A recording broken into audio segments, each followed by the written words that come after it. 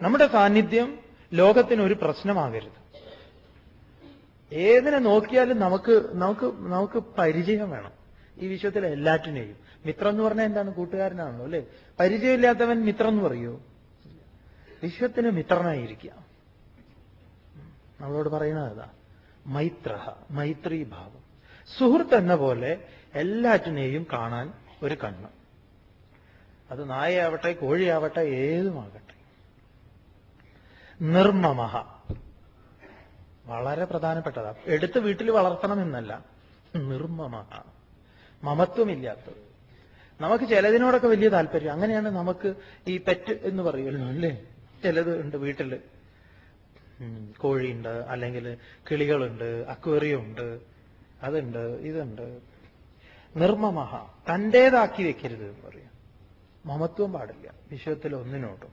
നിർമ്മമനായി, നിരഹങ്കാര, അഹംബുദ്ധിയില്ലാതെ, അഹങ്കാരമില്ലാതെ. ഇതിനെയൊക്കെ നിന്നെ ഞാൻ ശരിയാക്കുന്നുണ്ട്, കാരണം എന്റെ സ്വൈര്യ ജീവിതത്തിന് ഇതൊക്കെ തടസ്സമാണ്. അങ്ങനെയാണല്ലോ നമ്മൾ പലതും കണ്ടുപിടിക്കുന്നത്, പലതും. ഈ കഴിഞ്ഞ ഒരു 4 ദിവസം മുൻപ് നമ്മുടെ ഗോതമ്പ് കൃഷിയെക്കുറിച്ച് വിദേശത്തും അവിടെയൊക്കെയുള്ള ഗോതമ്പ്, നമുക്ക് തോന്നുന്നത് ആഫ്രിക്കയില, ഈ നാഷണൽ ജിയോഗ്രഫിക് ചാനലിലായിരുന്നു സ്വാമി കണ്ടത്. ആഫ്രിക്കയിൽ, ആ ഭാഗത്ത് എവിടെയോ ആണ്. ഹെക്ടർ കണക്കിന് ഈ ഗോതമ്പ് വയലില് ഗോതമ്പിന് വരുന്ന ഒരു ജീവി, ഒരു പ്രത്യേക ജീവി, അതിനെ ഗോതമ്പിനെ ഇല്ലാതെയാക്കുന്ന, ആ കതിരോട് കൂടിയിട്ട് അവൻ തിന്നും. അതിനെയൊക്കെ അവർ ശരിക്കും കാണിക്കുന്നുണ്ട്. ഈ ജീവിയെ ഇല്ലാതെയാക്കാൻ വേണ്ടി അവർ കുറെ വർഷങ്ങൾ, അത് വലിയൊരു ഡോക്യുമെന്ററിയാണ്, കുറെ വർഷങ്ങളായിട്ട് ചെയ്തിട്ടുള്ളതാണ്. വർഷങ്ങളിൽ അവർ കൃത്രിമമായിട്ട് ഈ മരുന്ന് അടിച്ച്, ആ സമയത്ത് അത് കഴിച്ചിട്ട് അതിന്റെ റൊട്ടി ഉണ്ടാക്കുന്നത്, അതിന്റെ പല സംഗതികളൊക്കെ കാണിക്കുന്നുണ്ട്. അപ്പൊ അതിന്റെ ദൂഷ്യങ്ങളൊക്കെ ഉണ്ടായിരുന്നു. അതേ സമയത്ത് അവിടെ വളരെ ഗവേഷണം നടത്തിയ സമയത്ത് അവിടെ പണ്ട് ഇതിനെ തിന്നുന്ന ചില പക്ഷികൾ ഉണ്ടായിരുന്നു. അതിന്റെ വംശനാശത്തിലാണ് ഇത് ആവിർഭവിച്ചത് എന്ന് പറയാം. അപ്പൊ അവരെന്ത് ചെയ്തു? ഈ പക്ഷിയെ കൃത്രിമമായി എന്ന് പറഞ്ഞാൽ അതിനെ ഉത്പാദിപ്പിച്ചുകൊണ്ട് അതിനെ വയലുകളിൽ ഇറക്കിയ സമയത്താണ് വലിയ വിളവ് നന്നായി ഈ പറഞ്ഞ പരിപാടികളൊന്നും ആവശ്യമില്ലാതെ വന്നു. അപ്പൊ പ്രകൃതി തന്നെ ഇതിനൊരു സംവിധാനം ഒരുക്കിയിട്ടുണ്ട്. നമ്മുടെ സ്വാർത്ഥതയ്ക്ക് വേണ്ടി നമ്മൾ ഈ അടുത്ത കാലത്താണ് ഈ പെരിച്ചാഴി ഇതിനെ മുഴുവനായിട്ട് ഇല്ലായ്മ ചെയ്യണം എന്ന് വിചാരിക്കുന്നത്. പണ്ടുള്ള കർഷകൻ കുറച്ച് കപ്പ എടുക്കുമ്പോൾ ആ ഒരു 1/2 കിലോ പോട്ടെ എന്ന് വിചാരിക്കും അല്ലേ? അപ്പൊ ഇതിനെ കൊല്ലാൻ എന്റെ സ്വാർത്ഥതയ്ക്ക് വേണ്ടി ചിലതിനെ ഇല്ലായ്മ ചെയ്യാൻ ഞാൻ ആഗ്രഹിക്കുന്നുണ്ട്. അതുകൊണ്ട് എന്റെ അഹങ്കാരമാണ് അവനെ കൊണ്ട് അത് ചെയ്യിക്കുന്നത് എന്നാണ്. അപ്പൊ എല്ലാറ്റിനും നിലനിൽക്കാൻ എന്ത് വേണം? ഏത് സമീപനം വേണം? മൈത്രീഭാവം, അതുപോലെ കരുണഃ, കാരുണ്യം, നിർമ്മമഃ, തന്റേതാക്കാതിരിക്കല്, നിരഹങ്കാര, അഹങ്കാരത്തെ ഉപേക്ഷിക്കല്. അതുകൊണ്ട് നമ്മുടെ ശാസ്ത്രത്തില് മനുഷ്യൻ എല്ലാറ്റിൻ്റെയും മുകളിലാണെന്നും, മറ്റു മതങ്ങളിൽ നിങ്ങൾ കാണും, അല്ലെങ്കിൽ വായിക്കും, അറിയും. മനുഷ്യനാണ് ഏറ്റവും മുകളില്. മനുഷ്യന് വേണ്ടി സൃഷ്ടിക്കപ്പെട്ടതാണ് ഈ താഴെയുള്ളതെല്ലാം. ഈ താഴെയുള്ളതിനെ എന്തു വേണമെങ്കിലും ചെയ്യാനുള്ള അധികാരം മനുഷ്യന് ദൈവം കൽപ്പിച്ചിരിക്കുന്നു എന്ന്. അങ്ങനെ ഒരു ദൈവം കൽപ്പിച്ചിട്ടുണ്ടെങ്കിൽ സ്വാമി ധൈര്യമായിട്ട് പറയും, ലോകത്തിലെ ഏറ്റവും വലിയ മൂഢൻ ആ ദൈവം തന്നെയാണ്, ഏറ്റവും സ്വാർത്ഥനും അഹങ്കാരിയും ആ ദൈവം തന്നെയാണ്. ഒരു സംശയവുമില്ല. കാരണം അങ്ങനെ മനുഷ്യനെ തൃപ്തിയാക്കാൻ വേണ്ടിയിട്ടാണ് ദൈവം ഇങ്ങനെയുള്ള ജീവികളെ സൃഷ്ടിച്ചത് എന്ന് പറയുന്നത് ഒരിക്കലും അതൊരു ശരിയായിട്ടുള്ള സമീപനമല്ല. ഈശ്വരൻ നമ്മളോട് പറയുന്നു, നമ്മളാണ് ഇതിന്റെ രക്ഷാധികാരി. നമ്മൾ മാത്രമാണ് പ്രകൃതിക്ക് വിഘാതമായി നിൽക്കുന്നത്. മറ്റവരാരും പ്രകൃതിയുടെ താളത്തെ ഒരു തരത്തിലും, അവരൊന്നും പ്രകൃതിയുടെ സംരക്ഷണത്തിന് ഒരു ഭീഷണിയല്ല എന്ന് പറയാം. ഒരു പ്രകാരത്തിലും അവരങ്ങേയറ്റം പ്രകൃതി അനുസാരികളാണ്. നമ്മൾ മാത്രമാണ് അവരുടെ ജീവന് പോലും, അവരുടെ ശാന്തിക്ക് പോലും നമ്മൾ അശാന്തി ഉണ്ടാക്കിക്കൊണ്ടിരിക്കുക. അവരുടെ ശാന്തി നമ്മളെ ആശ്രയിച്ചിരിക്കുന്നു. പല കാടുകളിലും കാണാം, കാടുകളൊന്നും ഇല്ല ഇന്ന് അല്ലേ? വേട്ടയാടൽ ആരാ ചെയ്യുന്നത്? നമ്മളല്ലേ, വിനോദത്തിന് വേണ്ടി ചെയ്യുന്നതല്ലേ? ഏതെങ്കിലും മൃഗങ്ങൾ വേട്ടയാടാറുണ്ടോ? ഇല്ല. അതുകൊണ്ട് അതിനെ തന്നെ കൊന്നു തിന്നാൻ തുടങ്ങിയപ്പോ എന്തൊക്കെ ആപത്തുകളാ വരുന്നത്. നിങ്ങൾ വായിച്ചില്ലേ, യൂറോപ്പിൽ കുറച്ച് വർഷങ്ങൾക്ക് മുമ്പല്ലേ പശുക്കൾക്ക് രോഗം ഉണ്ടായതോടുകൂടി പശുവിറച്ചി കഴിക്കുന്നത്? അവരപ്പോഴും ചെയ്തത് ലക്ഷക്കണക്കിന് കോടിക്കണക്കിന് പശുക്കളെയാണ് കൊന്നൊടുക്കിയത്. ഇന്നലെയും മിനിഞ്ഞാന്നവും കോഴിയെ കൊല്ലുന്നത് നിങ്ങൾ കണ്ടിട്ടുണ്ടാവും അല്ലേ? കുറുക്കൻ ഇതിലും ഭംഗിയായിട്ട് കൊല്ലും.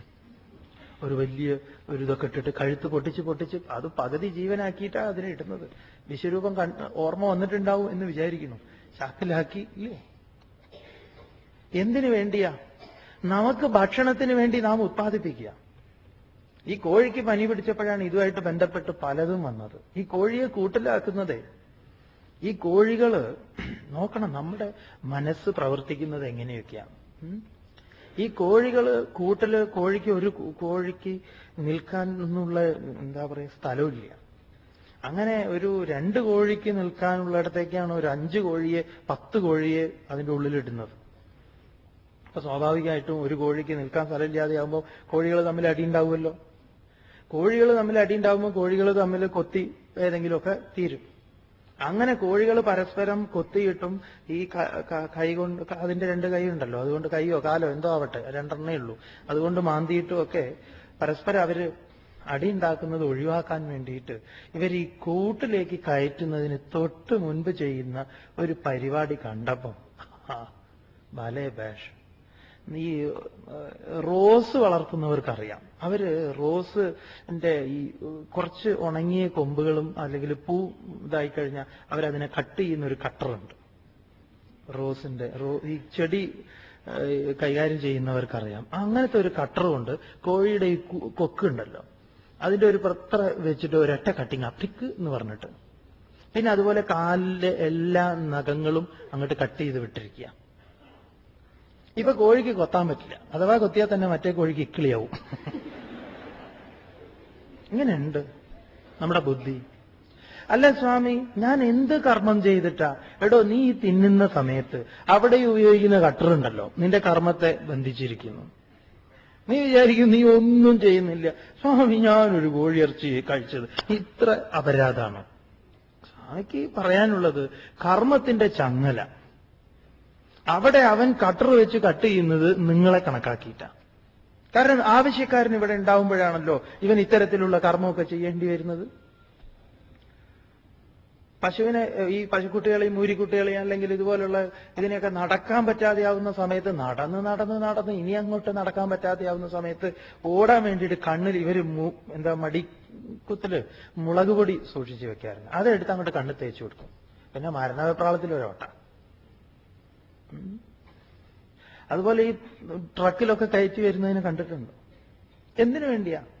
അതൊഴുക്കുന്ന കണ്ണുനീര് അല്ലെങ്കിൽ അതിന്റെ ആ ഒരു വ്യത. ഇതിങ്ങനെ 3 നേരം ഇത് വേണം. എന്നിട്ട് ചോദിക്കുക, ഞാൻ എന്ത് ചെയ്തിട്ടാ സ്വാമി? എടോ, നീ ഇതൊക്കെ നിന്റെ കർമ്മം തന്നെയാ. നീ ഇതിങ്ങനെ 2 നേരവും 3 നേരവും കഴിക്കുന്നുണ്ട് എങ്കിൽ, അങ്ങനെയാണെങ്കിൽ സ്വാമി, എന്താണാവോ? അതെ, ഈ വെണ്ടയ്ക്ക, പയറ്, കാബേജ് അത് നിനക്ക് തിന്നാൻ വേണ്ടിയില്ല. അല്ല, അപ്പൊ അതിനും ജീവനുണ്ട്. ഇവിടെ പാറയ്ക്ക് പോലും ജീവനുണ്ട്. അതിനിപ്പോ ഒരു വെണ്ടയുടെ അല്ലെങ്കിൽ പയറിന്റെ അല്ലെങ്കിൽ ചീരയുടെ കഴുത്തറുത്താൽ ചീരയ്ക്ക് വീണ്ടും കഴുത്തുണ്ടാവും, കോഴിക്ക് കഴുത്ത് വീണ്ടും വരുമൊന്നുമില്ല. അതിനൊരു ലൈഫുണ്ട്. അത് ഒരു വാഴ തന്നെ ഒരിക്കൽ കുലച്ച് അതങ്ങോട്ട് പാകമായി കഴിഞ്ഞാൽ പിന്നെ അത് അങ്ങോട്ട് പോവുകയാണ്, ജീവൻ തന്നെ അത് വിട്ടു, പിന്നെ വീണ്ടും ഉണ്ടാവാൻ വേണ്ടിയിട്ട്.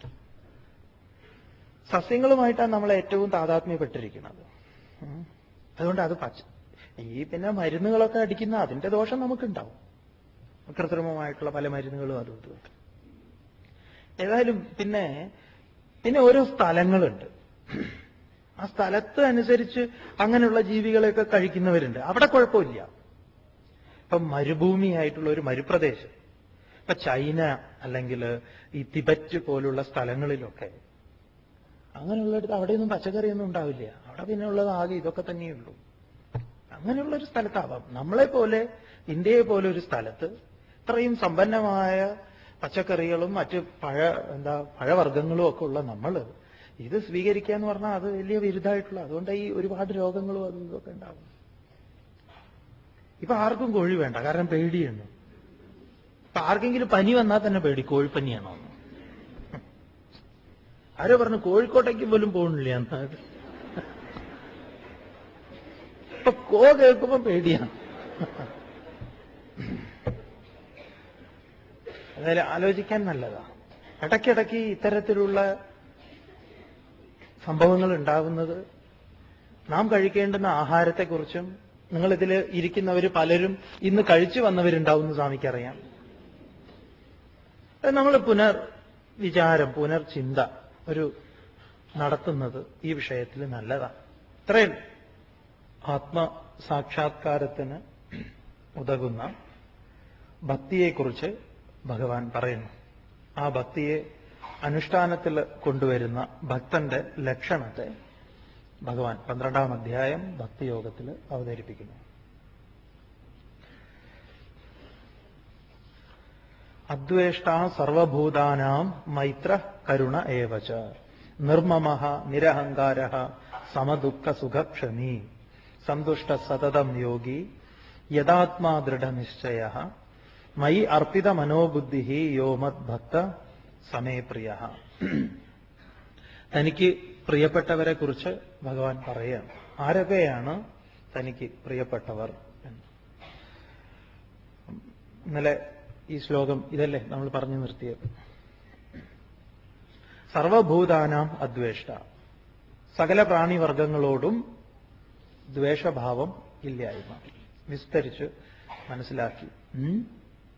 മനസ്സിലാക്കിയത് കഴിയുന്നതും നമ്മൾ പരിശീലിക്കാൻ ഒരു ശ്രമം. പരിശീലിക്കുക എന്ന് പറഞ്ഞാൽ ഇതര ജീവജാലങ്ങളെ കാണുന്ന സമയത്ത് എന്തെങ്കിലും വെറുപ്പോ അറപ്പോ ഉണ്ടോ എന്ന് പരീക്ഷിക്കുക, നോക്കുക. ആ ജീവജാലങ്ങൾ ഉള്ളിടത്തേക്ക് പോണ്ട, വരുന്ന സമയത്ത് നോക്കിയാൽ മതി എന്ന് പറയാം. ഏത് സമീപനമാണ് വേണ്ടതെന്ന് ഭഗവാൻ പറഞ്ഞു. ഏതാണ് സമീപനം? മൈത്രഃ കരുണഃ, കാരുണ്യം, സുഹൃത് ഭാവം. നമ്മൾ ഉദാഹരണം കണ്ടു, വിശ്വാമിത്രനായി ഇരിക്കുക, വിശ്വത്തിന് മുഴുവൻ മിത്രൻ. ഏതിനെ കാണുമ്പോഴും അതിനോട് പറഞ്ഞേക്കുക, ഞാൻ ആരാണ്? വിശ്വാമിത്രനാണ് എന്ന് പറയാം. പേര് വേറെ എന്തെങ്കിലുമൊക്കെ ആയിരിക്കാം, എന്നാലും അതിനോട് പറയാം, നീ എന്നെ ഭയക്കണ്ട, നിന്നെ ഞാനും ഭയക്കുന്നില്ല, നമ്മൾ തമ്മിൽ യാതൊരു പ്രശ്നവുമില്ല, അതുകൊണ്ട് ഹരിയോം. ഏതിനോടും നമുക്ക് ഇത് സാധിക്കും എന്ന് പറയാം. ഇത് സാധിക്കണം. സാധിച്ചിട്ടുള്ള എത്രയോ ആളുകളുണ്ട്. ചിലരെ കുറിച്ച് പറയുന്ന സമയത്ത് നമുക്ക് അവർക്ക് വട്ടാണെന്നൊക്കെ തോന്നും പറഞ്ഞു കഴിഞ്ഞാൽ. അങ്ങനെ ഉള്ള ആളുകളുണ്ട്. നമുക്കറിയാം, ബോംബെയിലെ ഒരു അമ്മ പല്ലിയായിട്ട് സംസാരിക്കുന്ന പറഞ്ഞു. അവര് വളരെ ഇതായിട്ട് പറയുന്നുണ്ട്. പല്ലിയായിട്ട് അവർ സംസാരിക്കും. പല്ലിയുടെ കുട്ടിയായിട്ടാണ് ആദ്യം സംസാരം തുടങ്ങിയത്, കുട്ടിപ്പല്ലിയായിട്ട്. കുട്ടിപ്പല്ലിയെ കണ്ട സമയത്ത് ഇവരെന്തോ പറഞ്ഞപ്പോൾ അത് ഇങ്ങോട്ട് പറഞ്ഞു എന്നാ, അയ്യോ ഞാനിത് എന്നെ ഒന്നും ചെയ്യരുത്, ഞാൻ ഒറ്റയ്ക്കാണ് എന്നൊക്കെ. അത് കമ്മ്യൂണിക്കേറ്റ് ചെയ്തു എന്നാ പറയുന്നത്. പറയാന്ന് ചോദിച്ചപ്പോൾ നിങ്ങൾ വിചാരിക്കും ഏതാ ഭാഷ, ബോംബെയിലായതുകൊണ്ട് ഹിന്ദിയാണോ പല്ലി സംസാരിച്ചത്? കമ്മ്യൂണിക്കേഷൻ നടന്നു എന്നുള്ളതാ. അപ്പൊ അവരും പറഞ്ഞു എന്നാ, നീ എന്നെ ശല്യം ചെയ്യാൻ ഇവിടെ വരരുത്, അതുകൊണ്ട് നീ എവിടെയെങ്കിലും പോയിക്കോ ഒക്കെ പറഞ്ഞു. പിന്നെ അതിന്റെ ശല്യം ഇല്ല എന്നാ ഇതവർ പറഞ്ഞിട്ടുള്ളതാ. ഇത് കേട്ടിട്ട് ഉണ്ടാക്കി പറഞ്ഞതാണോ എന്ന് ചോദിച്ചാൽ അങ്ങനെയല്ല. അല്ലാതെ തന്നെ അവര് ഈ ഒരു അനുഭവത്തെ പങ്കുവെച്ചു എന്ന് പറയാം. ഏത് ജീവിയുടെയും കണ്ണിലേക്ക് നോക്കിയാൽ മതി. കണ്ണിൽ നോക്കിക്കഴിഞ്ഞാൽ നമുക്ക് ഈ ആശയത്തെ പകരാൻ സാധിക്കും എന്ന് പറയാം.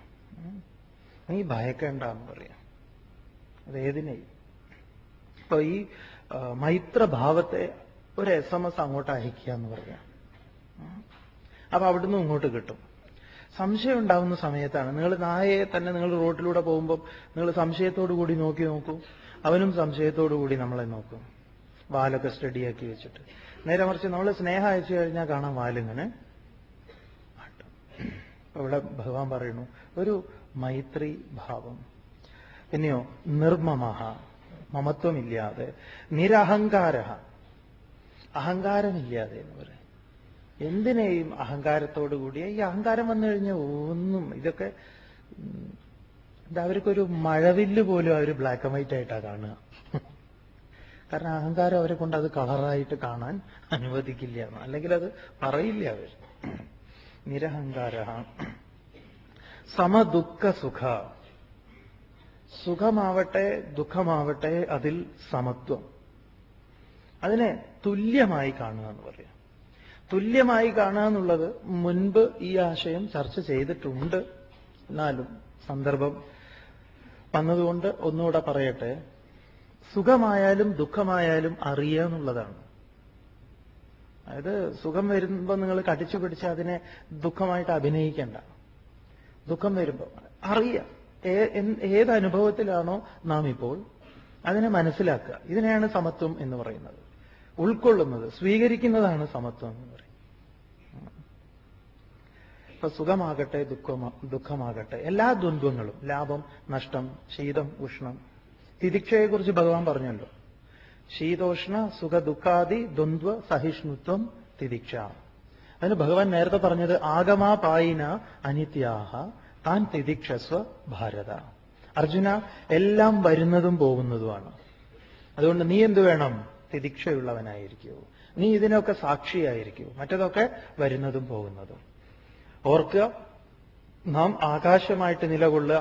വരുന്നത് പോകുന്നതും ഒക്കെ മേഘങ്ങളാണ് എന്ന് പറയാം.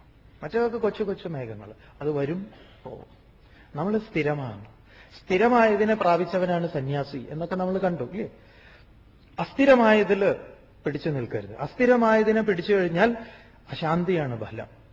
വലിഞ്ഞു കയറി വരുന്ന ചിന്തകളുമായി താതാത്മ്യം പ്രാപിച്ചാൽ നമ്മൾ നരകം. നേരെ മറിച്ച് ഇതിനെ മുഴുവൻ ആകാശം പോലെ നിലകൊണ്ടു കഴിഞ്ഞാലോ അതൊക്കെ എന്നിൽ പടരുന്നതാണ് എന്ന് പറയാം. അതൊക്കെ അങ്ങനെ വന്നു പോയിക്കോളൂ. അതുകൊണ്ട് സമ ദുഃഖ സുഖ സമത്വം. ക്ഷമി. ക്ഷമി എന്ന് പറഞ്ഞാൽ ക്ഷമവാൻ.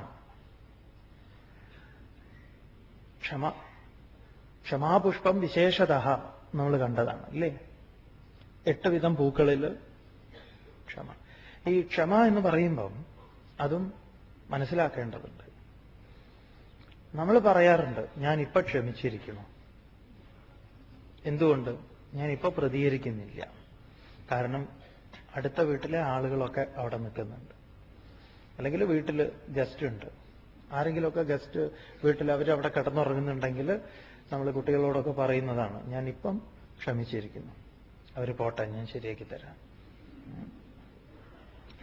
താൽക്കാലികമായിട്ട് നമുക്ക് പ്രതികരിക്കാൻ ശ്രദ്ധിക്കുക. പ്രതികരിക്കാൻ സാഹചര്യം അനുകൂലമാകാതെ ഇരിക്കുന്ന സമയത്ത് നാം ആ പ്രതികരണത്തെ തൽക്കാലം നിർത്തിവെക്കുന്നതിനെയാണ് നാം ക്ഷമ എന്ന് മനസ്സിലാക്കിയത്. അങ്ങനെയല്ല, ഒരിക്കലും അല്ല എന്ന് പറയും. ക്ഷമ എന്ന് പറഞ്ഞാൽ ഈ തിദിക്ഷയുടെ വേറെ ഒന്നാണ്. സഹനം സർവദുഃഖാന അപ്രതീകാരപൂർവകം, ചിന്താവിലാപരഹിതം, ഓർത്തു വയ്ക്കലൊന്നും ഇല്ലാതില്ല. പ്രതികാരഭാവം ഒരല്പം പോലും ഇല്ലാതെ ക്ഷമിക്കാൻ സാധിക്കണം എന്ന് പറയാം. ക്ഷമി, ക്ഷമവാൻ. സതതം സന്തുഷ്ട. സതതം, എല്ലായ്പ്പോഴും. സന്തുഷ്ട, സന്തുഷ്ടൻ എന്ന് പറയും. എല്ലായ്പ്പോഴും, ഒരിക്കൽ പോലും ഇല്ല വിഷമം. ഏത് പ്രകാരത്തിലായാലും അവന്റെ ശാന്തിക്ക് ഒരു ഇളക്കവുമില്ല. സതതം സന്തുഷ്ട. പറയുന്നു, യോഗിയായിട്ടുള്ള യഥാത്മാ, മനസ്സിനെ നിയമനം ചെയ്തിട്ടുള്ള, മനസ്സടക്കിയിട്ടുള്ള ദൃഢനിശ്ചയ, നിശ്ചയദാർഢ്യം ഉള്ളവൻ എന്ന് പറയാം. പലപ്പോഴും നമുക്കത് ഈ ലോകത്തിൽ ജീവിക്കുമ്പം വേണ്ടത്ര നിശ്ചയമുണ്ടോയെന്നും, അത് ഈ കുട്ടികൾക്കൊക്കെ പരീക്ഷ എഴുതുന്നതിന് മുൻപ് അല്ലേ, അല്ലെങ്കിൽ ഒരു ഇന്റർവ്യൂ അറ്റൻഡ് ചെയ്യാൻ പോകുന്നതിന് മുൻപ് ആ ഒരു ദൃഢനിശ്ചയമുണ്ടല്ലോ, താൻ എന്തിനാണ് പോകുന്നത്.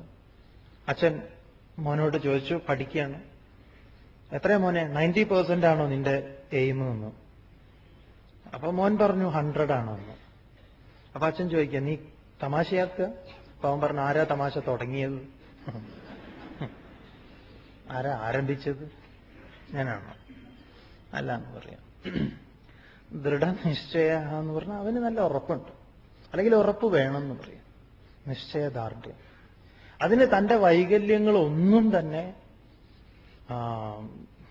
തന്റെ ദൃഢതയെ ആ നിശ്ചയദാർഢ്യത്തിൽ നിന്ന് തന്നെ ഇളക്കാൻ പോകുന്നതല്ല എന്ന് പറയും. അത് ശാരീരികമാകട്ടെ ഏത് പ്രകാരത്തിലുള്ളതാകട്ടെ. അപ്പൊ പലരും കണ്ടിട്ടില്ലേ, ശാരീരികമായിട്ട് തളർച്ചയൊക്കെ ഉണ്ടാവും, പക്ഷേ മനസ്സ് ദൃഢപ്പെട്ടു കഴിഞ്ഞാൽ പിന്നെ അവരത് ചെയ്യും എന്ന് പറയാം. സതതം സന്തുഷ്ട, സതതം എല്ലായ്പ്പോഴും സന്തുഷ്ട, സന്തുഷ്ടൻ എന്ന് പറയും. എല്ലായ്പ്പോഴും ഒരിക്കൽ പോലുമില്ല വിഷമം. ഏത് പ്രകാരത്തിലായാലും അവന്റെ ശാന്തിക്ക് ഒരു ഇളക്കവുമില്ല. സതതം സന്തുഷ്ട. പറയുന്നു യോഗിയായിട്ടുള്ള യഥാത്മാ, മനസ്സിനെ നിയമനം ചെയ്തിട്ടുള്ള, മനസ്സടക്കിയിട്ടുള്ള ദൃഢനിശ്ചയ, നിശ്ചയദാർഢ്യം ഉള്ളവൻ എന്ന് പറയാം. പലപ്പോഴും നമുക്കത് ഈ ലോകത്തിൽ ജീവിക്കുമ്പം വേണ്ടത്ര നിശ്ചയമുണ്ടോന്നും, അത് ഈ കുട്ടികൾക്കൊക്കെ പരീക്ഷ എഴുതുന്നതിന് മുൻപ് അല്ലേ, അല്ലെങ്കിൽ ഒരു ഇന്റർവ്യൂ അറ്റൻഡ് ചെയ്യാൻ പോകുന്നതിന് മുൻപ് ആ ഒരു ദൃഢനിശ്ചയമുണ്ടല്ലോ. അപ്പൊ പലരും കണ്ടിട്ടില്ലേ, ശാരീരികമായിട്ട് തളർച്ചയൊക്കെ ഉണ്ടാവും, പക്ഷേ മനസ്സ് ദൃഢപ്പെട്ടു കഴിഞ്ഞാൽ പിന്നെ അവരത് ചെയ്യും എന്ന് പറയാം.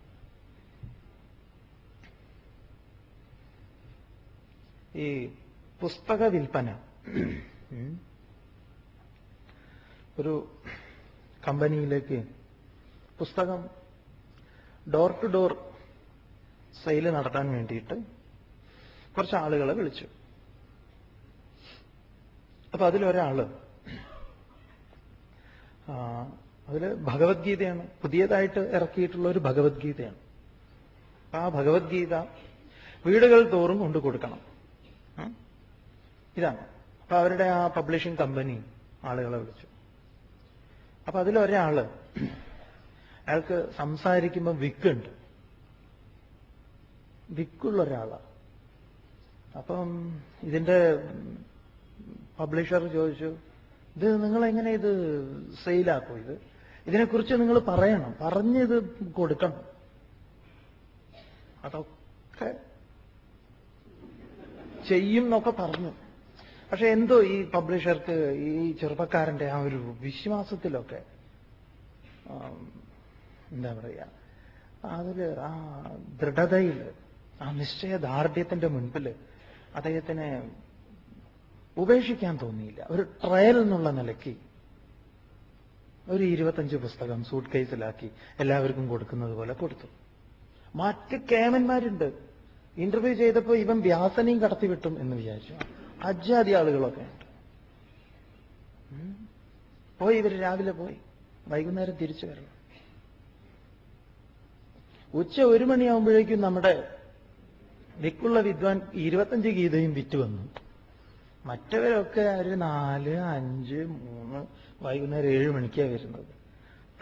അവസാനം ഇവരെ ബോസ് രാവിലെ ഒരു ട്രെയിനിങ് ഉണ്ട്, ക്ലാസ് ഉണ്ട്.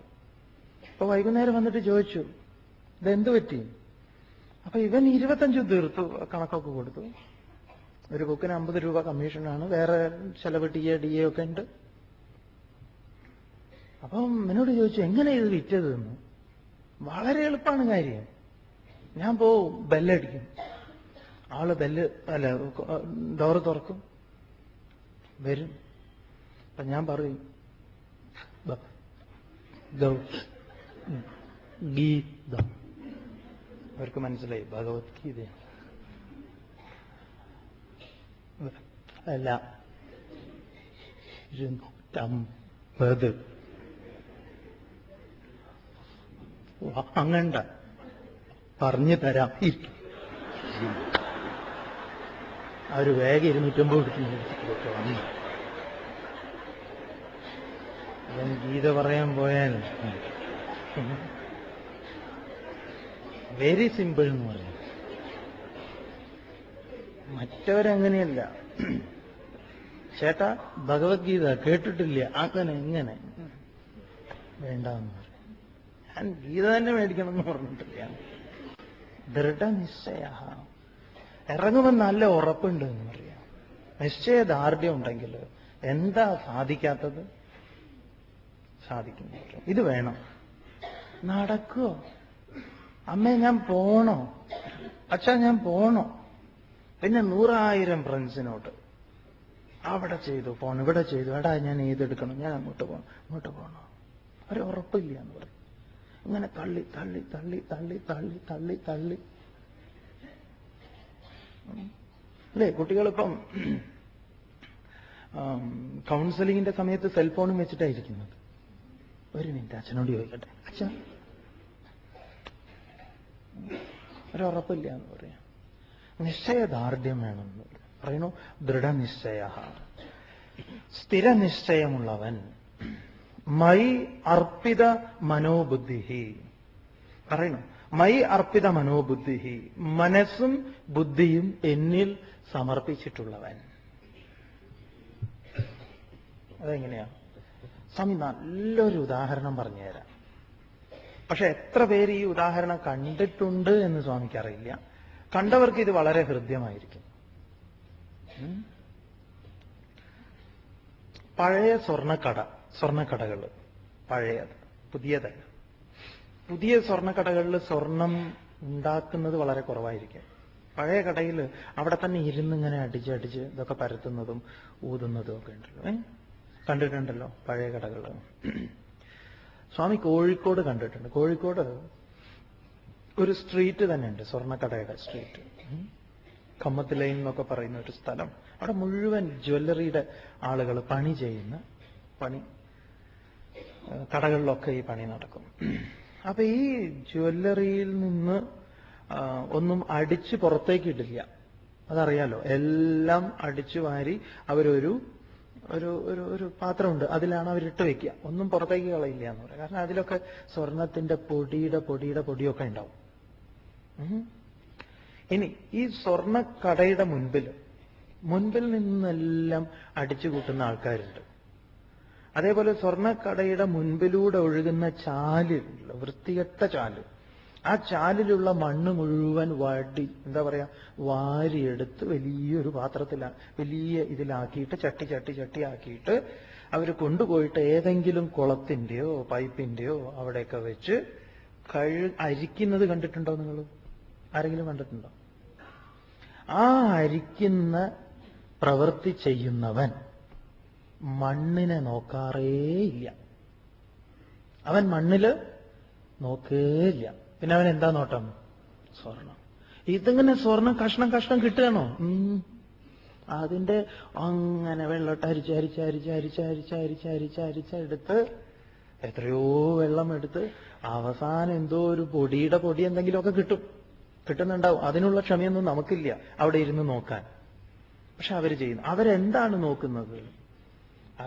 നമ്മളത് കാണുമ്പോൾ ഒരു വൃത്തികേടാണ്, ഈ മണ്ണും ചളിയിലും ഒക്കെ ഇട്ടിട്ടാണ്. പക്ഷെ അവര് മണ്ണിനെ കാണുന്നില്ല, ചളി കാണുന്നില്ല എന്ന് പറയാം. മണ്ണിലും ചളിയിലും ഒക്കെ ഒളിഞ്ഞിരിക്കുന്ന സ്വർണത്തിലേക്ക് കണ്ണും നട്ടിരിക്കണം. ഇങ്ങനെ സ്വർണത്തിലേക്ക് കണ്ണും നട്ടിരിക്കുന്നവന് മണ്ണും ചളിയും ഒരു വിഷയമല്ല, ഒരു പ്രശ്നമല്ല എന്ന് പറയും. അവൻ അതിനെ മുഴുവൻ മാറ്റുന്നു. അവനത് കാണുന്നു തന്നെ ഇല്ല ഒന്നിലേക്ക്. ഇതുപോലെ മൈ അർപ്പിത മനോബുദ്ധി, എന്നിലായിരിക്കട്ടെ മനസ്സും ബുദ്ധിയും. നമ്മൾ ഇതിനെ ഒഴികെയാണ് ബാക്കി എല്ലാറ്റിനെയും കണ്ടുകൊണ്ടിരിക്കുക. അതുകൊണ്ട് ഭഗവാൻ ഈ ആശയം വളരെ സ്പഷ്ടമായി നമ്മുടെ മുൻപിൽ അവതരിപ്പിക്കേണ്ടതുണ്ട് എന്ന് പറയും.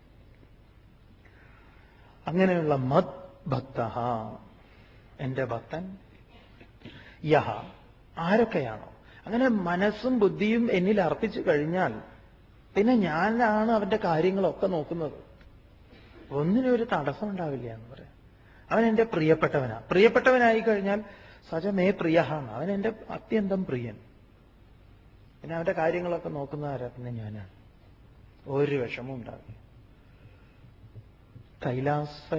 കൈലാസത്തിലേക്ക് പോകുമ്പോഴേ ഈ ഷർപ്പാസ് എന്ന് പറയും, സഹായത്തിന് വരുന്ന ആളുകൾ. അവർക്ക് നമ്മുടെ ഭാഷയൊന്നും അറിയില്ല. ഹിന്ദി അറിയില്ല. അവരുടേതായിട്ടുള്ളൊരു ഭാഷയാണ്. അതൊന്നും പറഞ്ഞാൽ മനസ്സിലാവില്ല. അവർ പറയുന്നത് നമുക്കും മനസ്സിലാവില്ല, നമ്മൾ പറയുന്നത് അവർക്കും മനസ്സിലാവില്ല.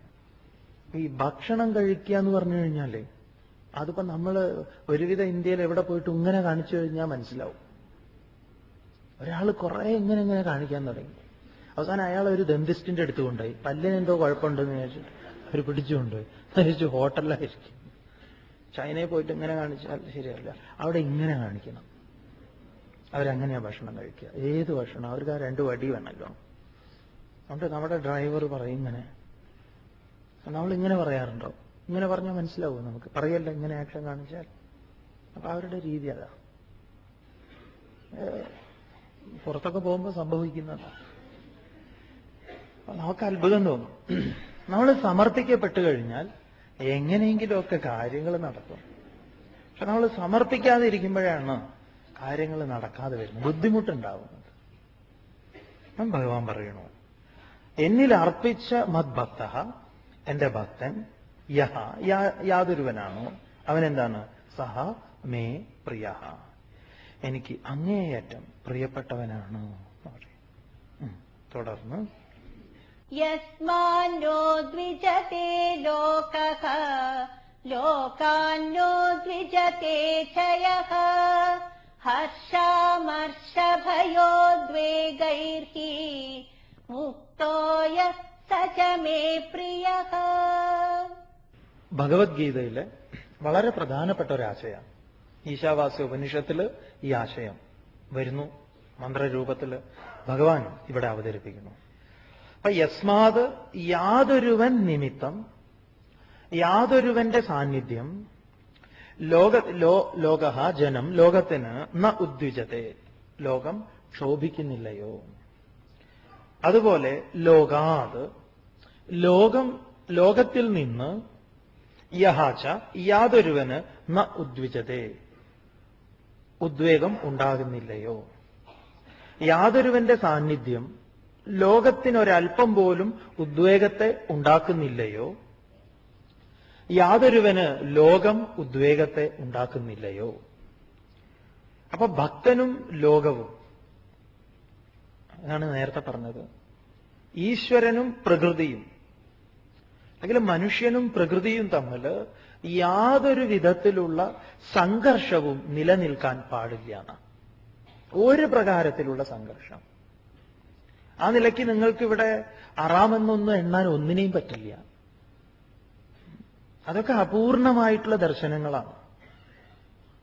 ഇവിടെ ഉത്കൃഷ്ടമെന്നോ നികൃഷ്ടമെന്നോ എണ്ണിയാൽ അബദ്ധമാണ്. അതൊക്കെ നമ്മുടെ മനസ്സിന്റെ നീചമായ ഭാവങ്ങളാണ്. ഉത്കൃഷ്ടമെന്നതും നികൃഷ്ടമെന്നതും രണ്ടും നമ്മുടെ കൽപ്പനയാണ്, മനസ്സിന്റെ കൽപ്പനയാണെന്ന് പറയും.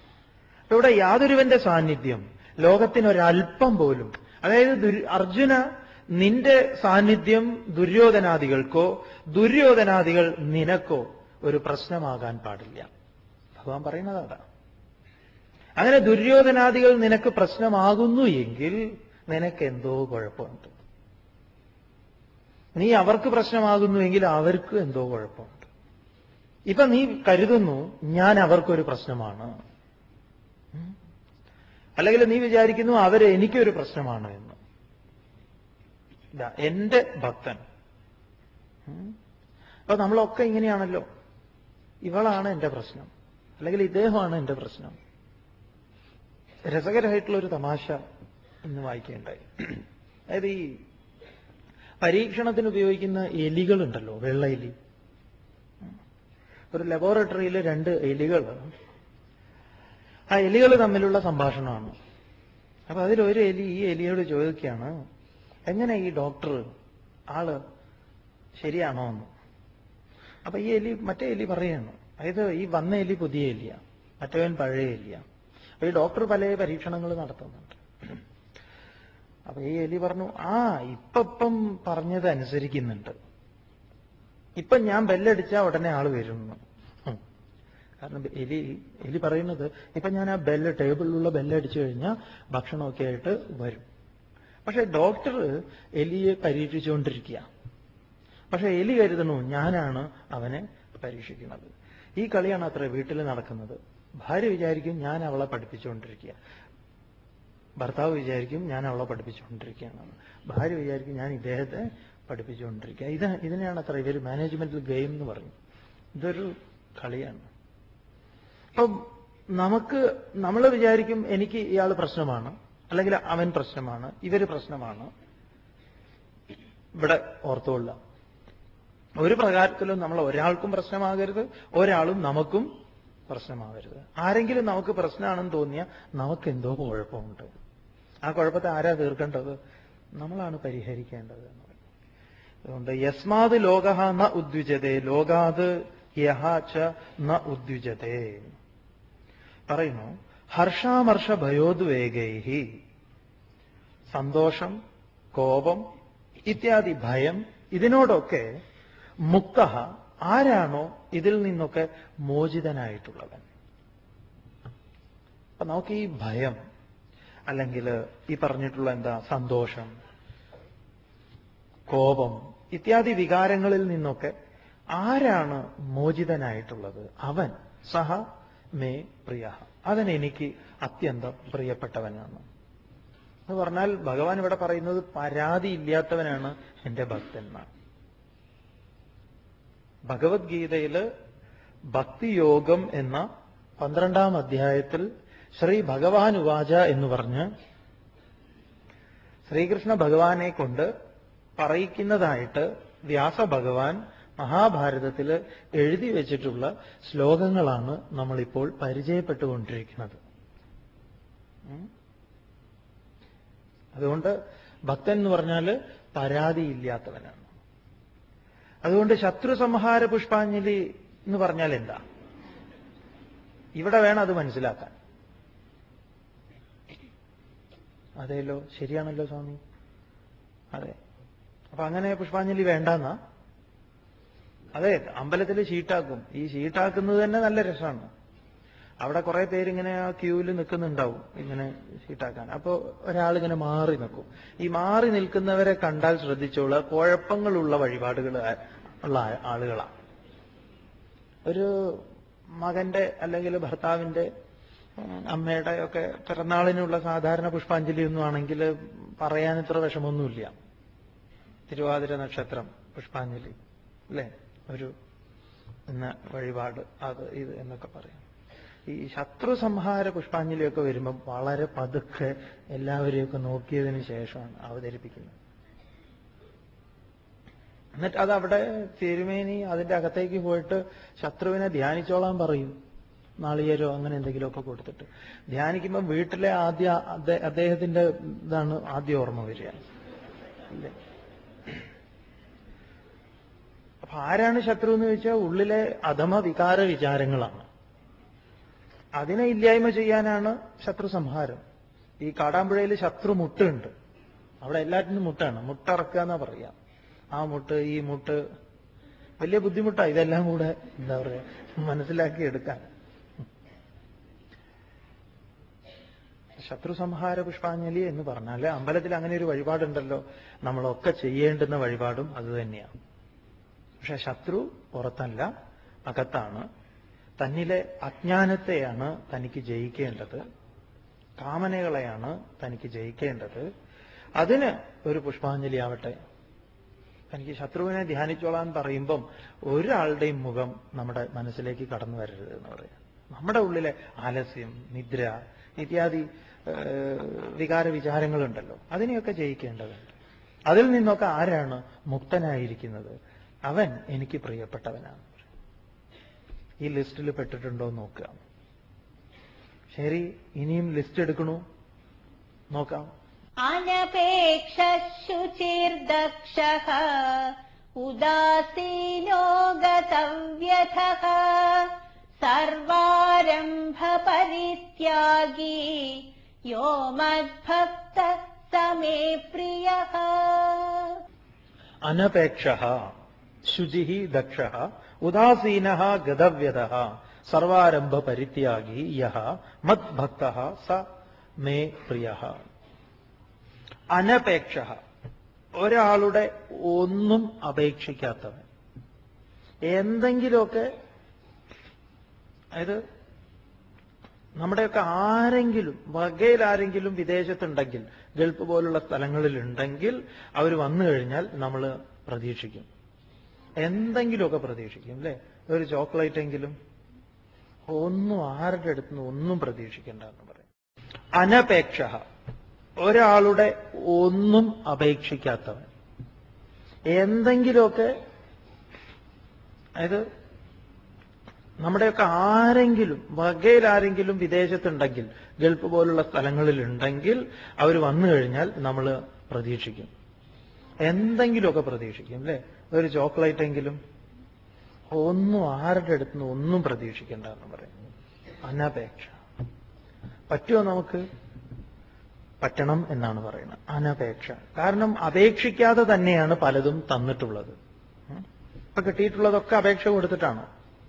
അല്ല എന്ന് പറയാം.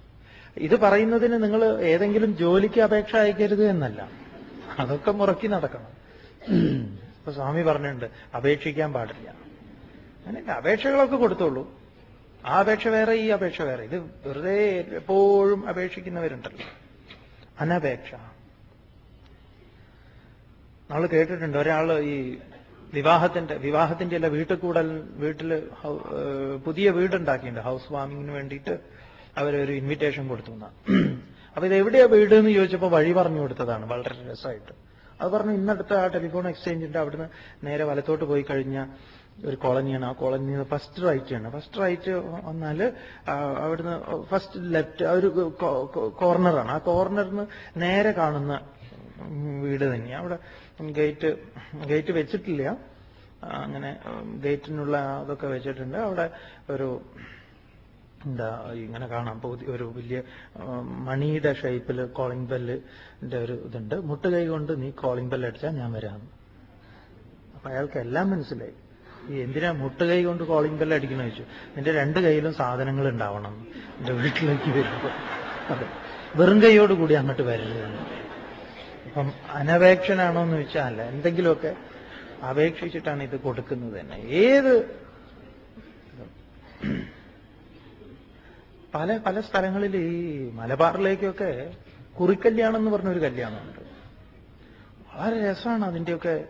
എന്താണ് കുറിക്കല്യാണം എന്ന് പറഞ്ഞ ഒരു സോഡ, കുറെ ഒരു മേശയിൽ ഒരു വിരിയൊക്കെ വെച്ച് കുറെ സോഡ ഇങ്ങനെ വെച്ചിട്ടുണ്ടാവും. അപ്പം അതിന് പണം പയറ്റ് എന്നൊക്കെ ഒരു പ്രയോഗമുണ്ട്. പണം പയറ്റ് പറഞ്ഞാൽ പണം എടുത്ത് പയറ്റൊന്നുമില്ല. അത് നമ്മൾ തമ്മിലൊരു ഇടപാടുണ്ടെങ്കിൽ അത് തീർക്കാനുള്ള സമയമാണ്. എനിക്ക് കാശിന്റെ കുറെ ആവശ്യമുണ്ടെങ്കിൽ ഞാൻ അപ്പം എന്ത് ചെയ്യും? കുറിക്കല്യാണം നടത്തും. അതിൽ വധൂവരനൊന്നുമില്ല, അതാർക്കും നടത്താമെന്നാണ്. അതിങ്ങനെ ശനിയാഴ്ച ദിവസങ്ങളിലാണ് കൂടുതൽ, ഈ മാസമൊക്കെ കൂടുന്ന സമയത്ത് ഉണ്ടാവുക. 1 മുതൽ 10 വരെയൊക്കെ അത് നടക്കും. അപ്പൊ അതിന്റെ കുറിപ്പിന്റെ അടിയിൽ വളരെ രസകരമായിട്ടുള്ള ഒരു പ്രയോഗമുണ്ട്. ഇപ്പോഴാണ് ഇന്നൊരു കുറിക്കല്യാണം നടക്കണമെന്നിരിക്കട്ടെ. അപ്പൊ അതിന്റെ ഒരു ഇൻവിറ്റേഷൻ നിങ്ങൾക്ക് കിട്ടിയിരിക്കുക. ഇന്നാള് ഇത്രാം തീയതി ഇന്നടുത്ത് വെച്ച് ഇത് നടത്തണു എന്ന് പറഞ്ഞാൽ നിങ്ങൾ അദ്ദേഹത്തിന് എന്തെങ്കിലുമൊക്കെ കൊടുക്കാനുണ്ടെങ്കിൽ കൊടുക്കണം. അപ്പൊ അദ്ദേഹം അതിന്റെ അടിയിൽ എഴുതും 1981 മുതലുള്ളത് നോക്കാൻ അപേക്ഷ എന്ന് പറഞ്ഞാൽ 1981 മൂപ്പര് കുറച്ച് പേർക്ക് അവിടെ ഇവിടെയൊക്കെ 10 രൂപ 25 രൂപയൊക്കെ കൊടുത്തിട്ടുണ്ട്. അത് നിങ്ങൾ മറന്നു പോകരുത് എന്ന് പറയാം. കാരണം ഞാനത് പ്രതീക്ഷിക്കുന്നു. ഇങ്ങനെ പ്രത്യേക അടിയിൽ എഴുതും 1990 കണക്ക് നോക്കണം. അപ്പൊ പലതും അപേക്ഷിച്ചുകൊണ്ടാണ് ഇതൊക്കെ ചെയ്യുന്നത്. അപ്പൊ അത്തരത്തിലുള്ള സാമ്പത്തികമായിട്ടുള്ള വിനിമയങ്ങളും വ്യവഹാരങ്ങളും ഒക്കെ ഇരിക്കട്ടെ. അതിപ്പോ കൊടുത്താൽ കിട്ടണം, കിട്ടിയിട്ടില്ലെങ്കിൽ ചിലപ്പോൾ കേസ് കൊടുക്കേണ്ടി വരും. ഇതൊക്കെ അതിന്റെ വഴിക്ക് പോയിക്കോട്ടെ. പക്ഷെ ഒരുപാട് അപേക്ഷിക്കലുണ്ടല്ലോ, ഒരുപാടുള്ള അപേക്ഷ. എല്ലാ അപേക്ഷയും ഈ ഗണത്തിൽ പെടും. അശാന്തി തന്നെയാണ് ഫലം. അതുകൊണ്ട് ഒന്നും അപേക്ഷിക്കാത്തവൻ അനപേക്ഷൻ. ദക്ഷൻ എന്ന് പറഞ്ഞാൽ സമർത്ഥൻ, സാമർത്ഥ്യം ഉള്ളവൻ എന്ന് പറയാം. ശുചി എന്ന് പറഞ്ഞാൽ ശുചിത്വം, എല്ലാറ്റിലും ശുചിത്വം. ശൗചം പഞ്ചവിധം സ്മൃതം എന്നാണ് പഞ്ചവിധത്തിൽ പറഞ്ഞിട്ടുള്ളതാണ്. വാക് ശൗചം, മനഃശൗചം, കുലശൗചം ച ഭാരത, അല്ലെ, ശരീരശൗചം ഇത്യാദി ശൗചങ്ങൾ. അപ്പൊ ഇവിടെ ശുചി എന്ന് പറഞ്ഞാൽ പരിശുദ്ധി. അതുപോലെ ഉദാസീനഹ എന്ന് പറഞ്ഞു കഴിഞ്ഞാൽ ഒന്നിനോടും ഒരു പക്ഷപാതവും കാണിക്കാത്തവൻ. അത് ജാതിയോടോ പിന്നെ അല്ലെങ്കിൽ രാഷ്ട്രീയത്തില് ഏതെങ്കിലും ഒരു എന്തിനെങ്കിലും ഒരു പ്രത്യേകത കൽപ്പിച്ച് അതിന് പ്രാധാന്യം കൊടുത്തിട്ട് ഉള്ള ഒരു സമീപനം. നമ്മുടെ ആളാണ് എന്നാ ഒന്ന് കണ്ണടച്ചേക്ക്, അവനെ കയറ്റി വിടും എന്ന് പറഞ്ഞു. അപ്പം ഭക്തന്റെ കേസിൽ അങ്ങനെ ഇല്ല എന്നാ. ഇപ്പൊ ക്ഷേത്രത്തിൽ വന്നു, എന്നാ തൂശനിലയിൽ ഇവന് കൊടു, മറ്റവന് എറിഞ്ഞുകൊടു, അങ്ങനെയൊന്നും ഇല്ല. എല്ലാവരോടും ഉദാസീന. ഗതവ്യത, വ്യതയില്ലാത്തവൻ, ഗതമായിട്ടുള്ളവൻ, യാതൊരു തരത്തിലുള്ള വ്യാകുലതകളും ഇല്ലാത്തവൻ. സർവാരംഭ പരിത്യാഗി, സർവത്തിന്റെയും ആരംഭത്തെ തന്നെ പരിത്യജിച്ചവൻ. ഇത് തരക്കേടില്ല എന്ന് പറഞ്ഞാൽ ഒന്നും തുടങ്ങാത്തവൻ, ബാലേ ബാഷ്. സർവാരംഭ പരിത്യാഗി, എന്തെങ്കിലും തുടങ്ങണം എന്ന് ചിന്തിക്കുമ്പോൾ തന്നെ വേണ്ടാന്ന് വെച്ചേക്കും. പോരെ, ഇത് നല്ല ഏർപ്പാടാ സ്വാമി. രാവിലെ എഴുന്നേൽക്കണം തോന്നുമ്പോൾ പരിത്യജിച്ചേക്കുക, എന്തെങ്കിലും ഒന്ന് ചെയ്യണം എന്ന് തോന്നുമ്പോൾ. സർവാരംഭ പരിത്യാഗി. ഇവിടെയൊക്കെ ആചാര്യസ്വാമികൾ ഭാഷ്യത്തിൽ നന്നായി പറയുന്നുണ്ട്. അപ്പൊ സർവ കർമ്മങ്ങളുടെയും ആരംഭത്തെ പരിത്യജിക്കുന്നവൻ എന്ന് പറഞ്ഞാൽ എല്ലാ കർമ്മങ്ങളുടെയും ആരംഭത്തിൽ ആവിർഭവിക്കുന്നത് ഞാൻ എന്ന അഹങ്കാരമാണ്. ആ ഞാനിനെ പരിത്യജിച്ചവൻ, അഹങ്കാരത്തെ പരിത്യജിച്ചവൻ ആണ് സർവാരംഭ പരിത്യാഗി. അല്ലാതെ എല്ലാ ഉദ്യമങ്ങളും പരിത്യജിച്ചവൻ എന്നല്ല.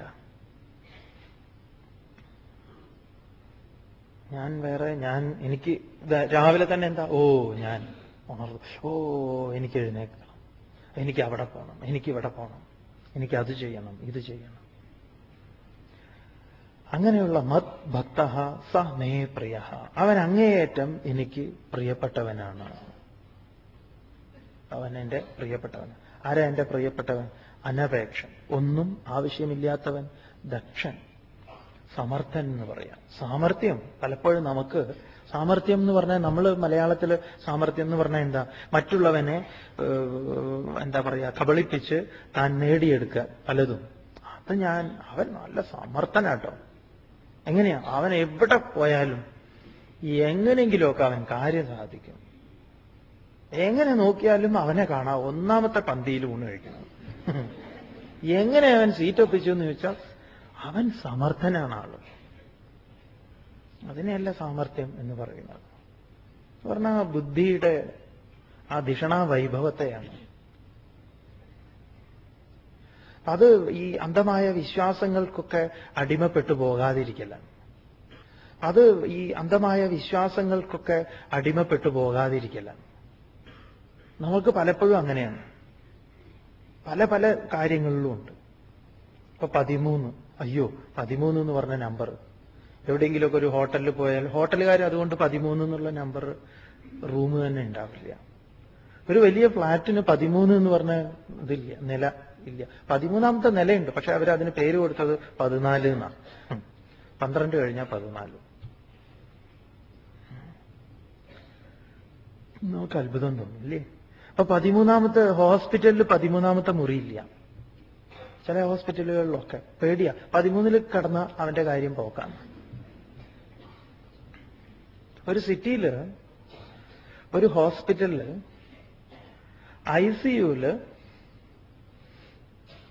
ഐസിയുല് കുറെ ബെഡ് ഉണ്ടല്ലോ. അപ്പൊ അതിൽ ഒരു നമ്പർ 13 അല്ല, 13 അങ്ങനെയെന്ന് വിചാരിക്കാം. ഞായറാഴ്ച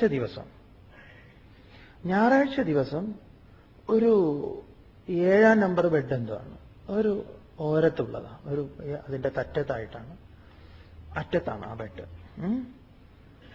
ആ ബെഡിൽ ഒരു 10 മണിയുടെയും 11 മണിയുടെയും 10ന്റെയും 10:30യുടെയും ഇടയിൽ ഞായറാഴ്ച ഏത് രോഗി അതിൽ കിടന്നാലും മരിക്കുക, പകൽ. അപ്പോ ഇതിപ്പോ എന്താണ്, ഒരു 5-10 കേസായപ്പോഴാണ് അവരിങ്ങനെ ശ്രദ്ധിക്കാൻ തുടങ്ങിയത്. ഐസിയുവിൽ പലരും മരിക്കുമല്ലോ. പക്ഷെ ഈ സമയത്ത്, ഈ ദിവസം പല മരണവും രജിസ്റ്റർ ചെയ്ത് നോക്കിയ സമയത്ത് ഇതെന്താണത് ഈ സമയത്ത് ഇങ്ങനെ മരിക്കണത്? ആ ഹോസ്പിറ്റലാണെങ്കിൽ എല്ലാം വളരെ കൃത്യമായിട്ട് കാര്യങ്ങൾ നടക്കുന്നു.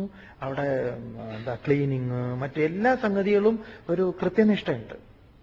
കറക്റ്റ് സമയമാണ് എല്ലാറ്റിനും. അതുകൊണ്ട് തന്നെ മരണവും കൃത്യസമയത്ത് തന്നെയായി. അതൊരു രസമാണ്. അപ്പൊ ഇതൊരു 5-8 ആയ സമയത്ത്, ഒരു 5-10 ആയ സമയത്താണ് അവരാലോചിച്ചത് ഇനി ഇതിപ്പം എങ്ങനെയാണ്. എന്നാൽ പല ഇതിൽ കിടത്താതിരിക്കാനും അവർക്ക് പറ്റില്ല. അവർക്ക് ഇതിങ്ങനെ നോക്കണം, ഇത് ശരി തന്നെയാണോ എന്ന് നോക്കാം. പല പരീക്ഷണങ്ങളായി നടത്തണം. ഇനി അടുത്തതും കൂടെ നോക്കാം അല്ലേ? നമ്മൾ ഈ പുതിയതായിട്ട് ഉള്ളിവട ഉണ്ടാക്കുമ്പോൾ അങ്ങനെയാണല്ലോ, ഇനി ഒന്നുകൂടെ ശ്രമിക്കാം എന്നതുപോലെ. ഒരു ഞായറാഴ്ച വളരെ നേരത്തെ തന്നെ ഹോസ്പിറ്റലിലെ എല്ലാവരും സജീവമായി. അപ്പൊ പുറത്ത് ഇതുവരെ അറിഞ്ഞിട്ടില്ല ഇങ്ങനെയൊരു സംഭവം ഉണ്ട്. ഇതിൽ കിടക്കുന്നത് ICUവിൽ ആരെയും കയറ്റില്ലല്ലോ, എന്താ സംഭവിക്കുന്നത്.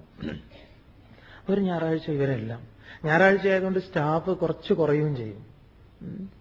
അതുകൊണ്ട് ഒരു ഞായറാഴ്ച ഇവര് ആലോചിച്ചു എന്തായാലും നോക്കാം നമുക്ക്. ഒരു പേഷ്യന്റ് ഇതുപോലെ കിടക്കുകയാണ്, അദ്ദേഹത്തിന് അറിയില്ല ഒന്നും. ആ സമയമൊക്കെ ഏകദേശം സമയം മുതൽ രാവിലെ മുതലേ അവരെല്ലാവരും വളരെ ജാഗ്രതയോടുകൂടി സ്റ്റാഫൊക്കെ അവിടെ അങ്ങനെ നിൽക്കുകയാണ്. ഏതിലെയാണ് പ്രേതം വരുന്നത്, പിശാച് വരുന്നത്, ഗോസ്റ്റ് വന്ന് ഇവനെ ശ്വാസം മുട്ടിപ്പിക്കുന്നത്, കൊല്ലുന്നത് ഇത്യാദി കാര്യങ്ങളൊക്കെ നോക്കണമല്ലോ. പകലുമാണ്, രാത്രിയാണെങ്കിൽ പോട്ടെ എന്ന് വിചാരിക്കാം, പ്രേതത്തിന് വരാൻ ചാൻസ് ഉണ്ട്. ഒരു 10 മണിയായപ്പോൾ എല്ലാവരെയും അമ്പരപ്പിച്ചുകൊണ്ട് ഒരാൾ കയറി വരുന്നു. ഇവർ വളരെ ദൂരെ നിന്ന് നിരീക്ഷിക്കുക എന്താ സംഗതി നടക്കുന്നതെന്ന് അറിയാൻ വേണ്ടി. ഒരാൾ കയറി വരുന്നു. ഇവരുടെ ഈ രോഗിക്ക് വളരെ പ്രധാനമായിട്ടുള്ള ഈ ലൈഫ് യൂണിറ്റോ എന്താ അതിന് പറയാ അവര്, അതെ, ആ ഓക്സിജനും മറ്റ് സംഗതികളൊക്കെ കൊടുക്കുന്ന ആ സാധനം പ്ലഗ് ചെയ്തിരിക്കുന്ന ആ പ്ലഗ് ഊരുന്നു. ഈ പ്ലഗിലേക്ക് ഇയാളുടെ വാക്വം ക്ലീനർ ഇതാക്കുന്നു, ഇയാളുടെ വാർഡ് ക്ലീനാക്കുന്നു. ഇതാണ് ഞായറാഴ്ച സംഭവിക്കുന്നത്. അവിടെ ക്ലീൻ ആക്കുന്നവൻ അവൻ ലൈഫ് യൂണിറ്റിന്റെ പ്ലഗ് വരും, പിന്നെ ഇവന്റെ ഈ വാക്വം ക്ലീനറും ഉണ്ട്, അതൊക്കെ ക്ലീനാക്കി അവനത് തിരിച്ചു കുത്തുമ്പോഴേക്ക് ഇയാളുടെ കഥ കാറ്റ് പോയിട്ടുണ്ടോ. സംഭവിക്കുമെന്ന് വെച്ചാൽ ഇതൊക്കെ സംഭവിക്കുന്നുള്ളതാണ്. കാരണം ഈ കമ്മ്യൂണിക്കേഷൻ ഉണ്ടാവില്ല പലപ്പോഴും പലയിടത്തും. ഏതായാലും നിങ്ങൾ പോയിട്ട് ICUവിൽ ഇനി ആരെങ്കിലും ഉണ്ടെങ്കിൽ ഇതിനെക്കുറിച്ചൊന്നും ചിന്തിക്കേണ്ട, ഇതൊരു തമാശയായിട്ട് എടുത്താൽ മതി.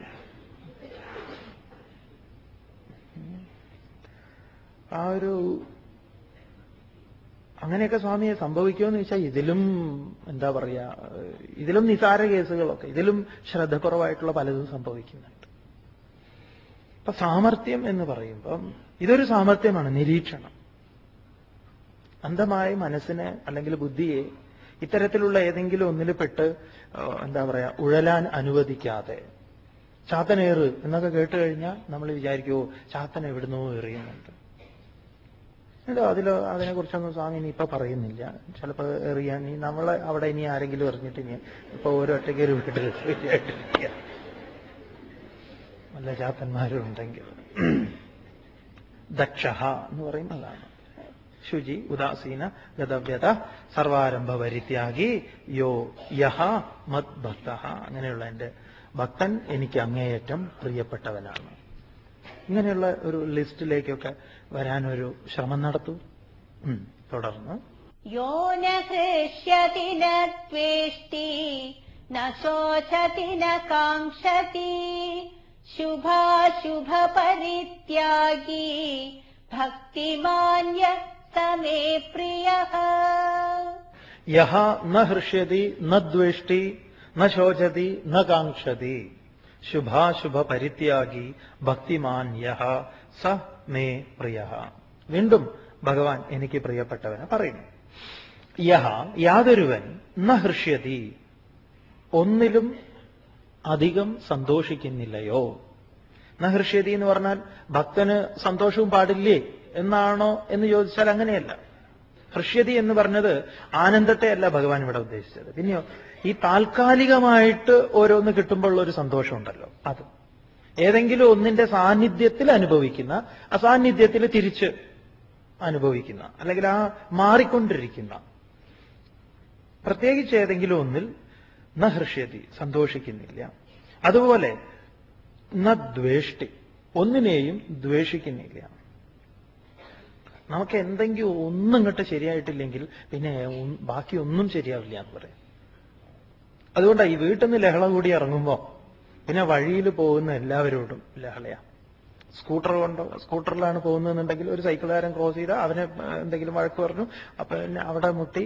ചിലപ്പോൾ ടെലിഫോൺ പോസ്റ്റിനൊക്കെ മുട്ടുമ്പോൾ ടെലിഫോൺ ഡിപ്പാർട്ട്മെന്റിനെ കുറ്റം പറയും. ഇവിടെ നാട്ടാൻ കണ്ട സ്ഥലം ഇല്ലേ, എങ്ങനെ പോകും. അങ്ങനെ പോകുമ്പോഴാണ് പെട്രോളും തീരുക. നോക്കുമ്പോൾ പേഴ്സ് എടുക്കാൻ മറന്നുപോയിട്ടുണ്ട്. എന്നാ ശരി, ബാഗിലുണ്ടാവും വിചാരിച്ച് ബാഗ് നോക്കുമ്പോൾ മോന്റെ സ്കൂൾ ബാഗാ, അതും മാറിപ്പോയി. പോരെ, എന്തെങ്കിലും ഒന്ന് സംഭവിച്ചാൽ പിന്നെ തുടരെ തുടരെ തുടരെ സംഭവിക്കുന്നതൊക്കെ വിരുദ്ധമായിട്ടുള്ളതായിരിക്കും. ന ദ്വേഷ്ടി, ഒന്നിനെയും ദ്വേഷിക്കാതിരിക്കുന്നു. ന ശോചതി, ഒരു ദുഃഖവുമില്ല എന്ന് പറയും. ഒന്നിലും. ഒരിക്കലും ഒരാള് മാനസിക മനോരോഗ വിദഗ്ധന്റെ അടുത്ത് പോയി. അദ്ദേഹം പറഞ്ഞു, എനിക്ക് സന്തോഷിക്കാൻ പറ്റുന്നില്ല. അദ്ദേഹത്തിനെ പരിശോധിച്ചു ഇദ്ദേഹം, ഡോക്ടർ. അദ്ദേഹം പറഞ്ഞു, നിങ്ങൾക്ക് ഒരു കുഴപ്പമില്ല. വിദേശത്താണ് കഥ. അദ്ദേഹം പറഞ്ഞു, നിങ്ങളൊരു കാര്യം ചെയ്താ, ഇവിടെ സിറ്റി ലൈറ്റ് എന്ന് പറഞ്ഞ ഒരു സിനിമ കളിക്കുന്നുണ്ട്, ചാർലി ചാപ്ലിന്റെ, അത് പോയി കാണാൻ പറഞ്ഞു. അപ്പൊ ഇദ്ദേഹം പറഞ്ഞു, ഞാനാണ് ചാപ്ലിൻ. അപ്പൊ പിന്നെന്താ ചെയ്യല്ലേ? അപ്പം ശോചതി, ശോചിക്കുന്നില്ലയോ, ദുഃഖിക്കുന്നില്ലയോ. ന കാംക്ഷതി, ഒന്നും ആഗ്രഹിക്കാത്തവൻ. ഒരാളുടെ ഒന്നും ആഗ്രഹിക്കുന്നില്ല എന്ന് പറയാം. അതൊക്കെ ഒരുപാട് ആഗ്രഹങ്ങളുണ്ട്. വിവാഹത്തിന് മുൻപ് അല്ലേ, വിവാഹം കഴിച്ചു കഴിഞ്ഞാൽ അദ്ദേഹം എന്നെ എവിടെയൊക്കെ കൊണ്ടുപോയി കാണിച്ചു തരും. അദ്ദേഹത്തിന് പല ആഗ്രഹങ്ങളും ഉണ്ട്. അതുപോലെ ഈ ആഗ്രഹങ്ങളൊന്നും ചേരില്ല. കുട്ടികളുടെ ആഗ്രഹം, പല പല ആഗ്രഹങ്ങൾ. ഈ ആഗ്രഹങ്ങളൊക്കെ വെച്ചിട്ട് എന്താ വല്ല ഫലമുണ്ടോ? ഒരു ഫലവുമില്ല. അതുകൊണ്ട് എന്നാ കാംക്ഷതി, ഒരാഗ്രഹങ്ങളും ഇല്ലാത്തവൻ. അല്ല സ്വാമി, ആഗ്രഹം ഇല്ലാതെ ജീവിക്കാൻ പറ്റുമോ? ഈ ആഗ്രഹം ഒന്ന് ഒഴിവാക്കി നോക്കൂ, എന്നിട്ട് ജീവിതം ഉണ്ടോ? ഇപ്പൊ എങ്ങനെയുണ്ട്? ഇപ്പൊ തരക്കേടില്ല. തരക്കേടില്ലെങ്കിൽ ഇങ്ങനെ പോയിക്കോട്ടെ. ആഗ്രഹങ്ങളും കാര്യങ്ങളും ഒക്കെ ആയിട്ട് നന്നായിട്ട് ആഗ്രഹങ്ങളെയൊക്കെ പൂർത്തീകരിക്കാൻ പറ്റുന്നുണ്ട്. ഞാൻ എന്തൊക്കെ ആഗ്രഹിച്ചുവോ ആ ആഗ്രഹങ്ങളെ മുഴുവൻ എനിക്ക് പൂർത്തീകരിക്കാൻ സാധിച്ചിട്ടുണ്ട്. അതുകൊണ്ട് ഞാൻ ഇനിയും ഇനിയും ആഗ്രഹിച്ചു കൊണ്ടിരിക്കും എന്നാണെങ്കിൽ ശരി. വളരെ പഴയ എന്ന് പറഞ്ഞാൽ വളരെ വളരെ പഴക്കമുള്ള ഒരു ഈ ജൂത കഥ, ഒരു ജൂത കഥയാണ്. അത് ക്രിസ്തുവിന് മുൻപുള്ള കഥയാണെന്ന് പറയാം. ഒരു സന്യാസിക്ക് ഒരു കിളിയെ കിട്ടുന്നതാ. വളരെ രസകരമായിട്ടുള്ള ഒരു കഥയാണ്. നമുക്കതിനെ നാളെ കാണാം. എന്ന കാംക്ഷതി, ഒരാഗ്രഹങ്ങളും ഇല്ലാത്തവൻ. അല്ല സ്വാമി, ആഗ്രഹം ഇല്ലാതെ ജീവിക്കാൻ പറ്റുമോ? ഈ ആഗ്രഹം ഒന്ന് ഒഴിവാക്കി നോക്കൂ, എന്നിട്ട് ജീവിതം ഉണ്ടോന്ന്. ഇപ്പൊ എങ്ങനെയുണ്ട്? ഇപ്പൊ തരക്കേടില്ല.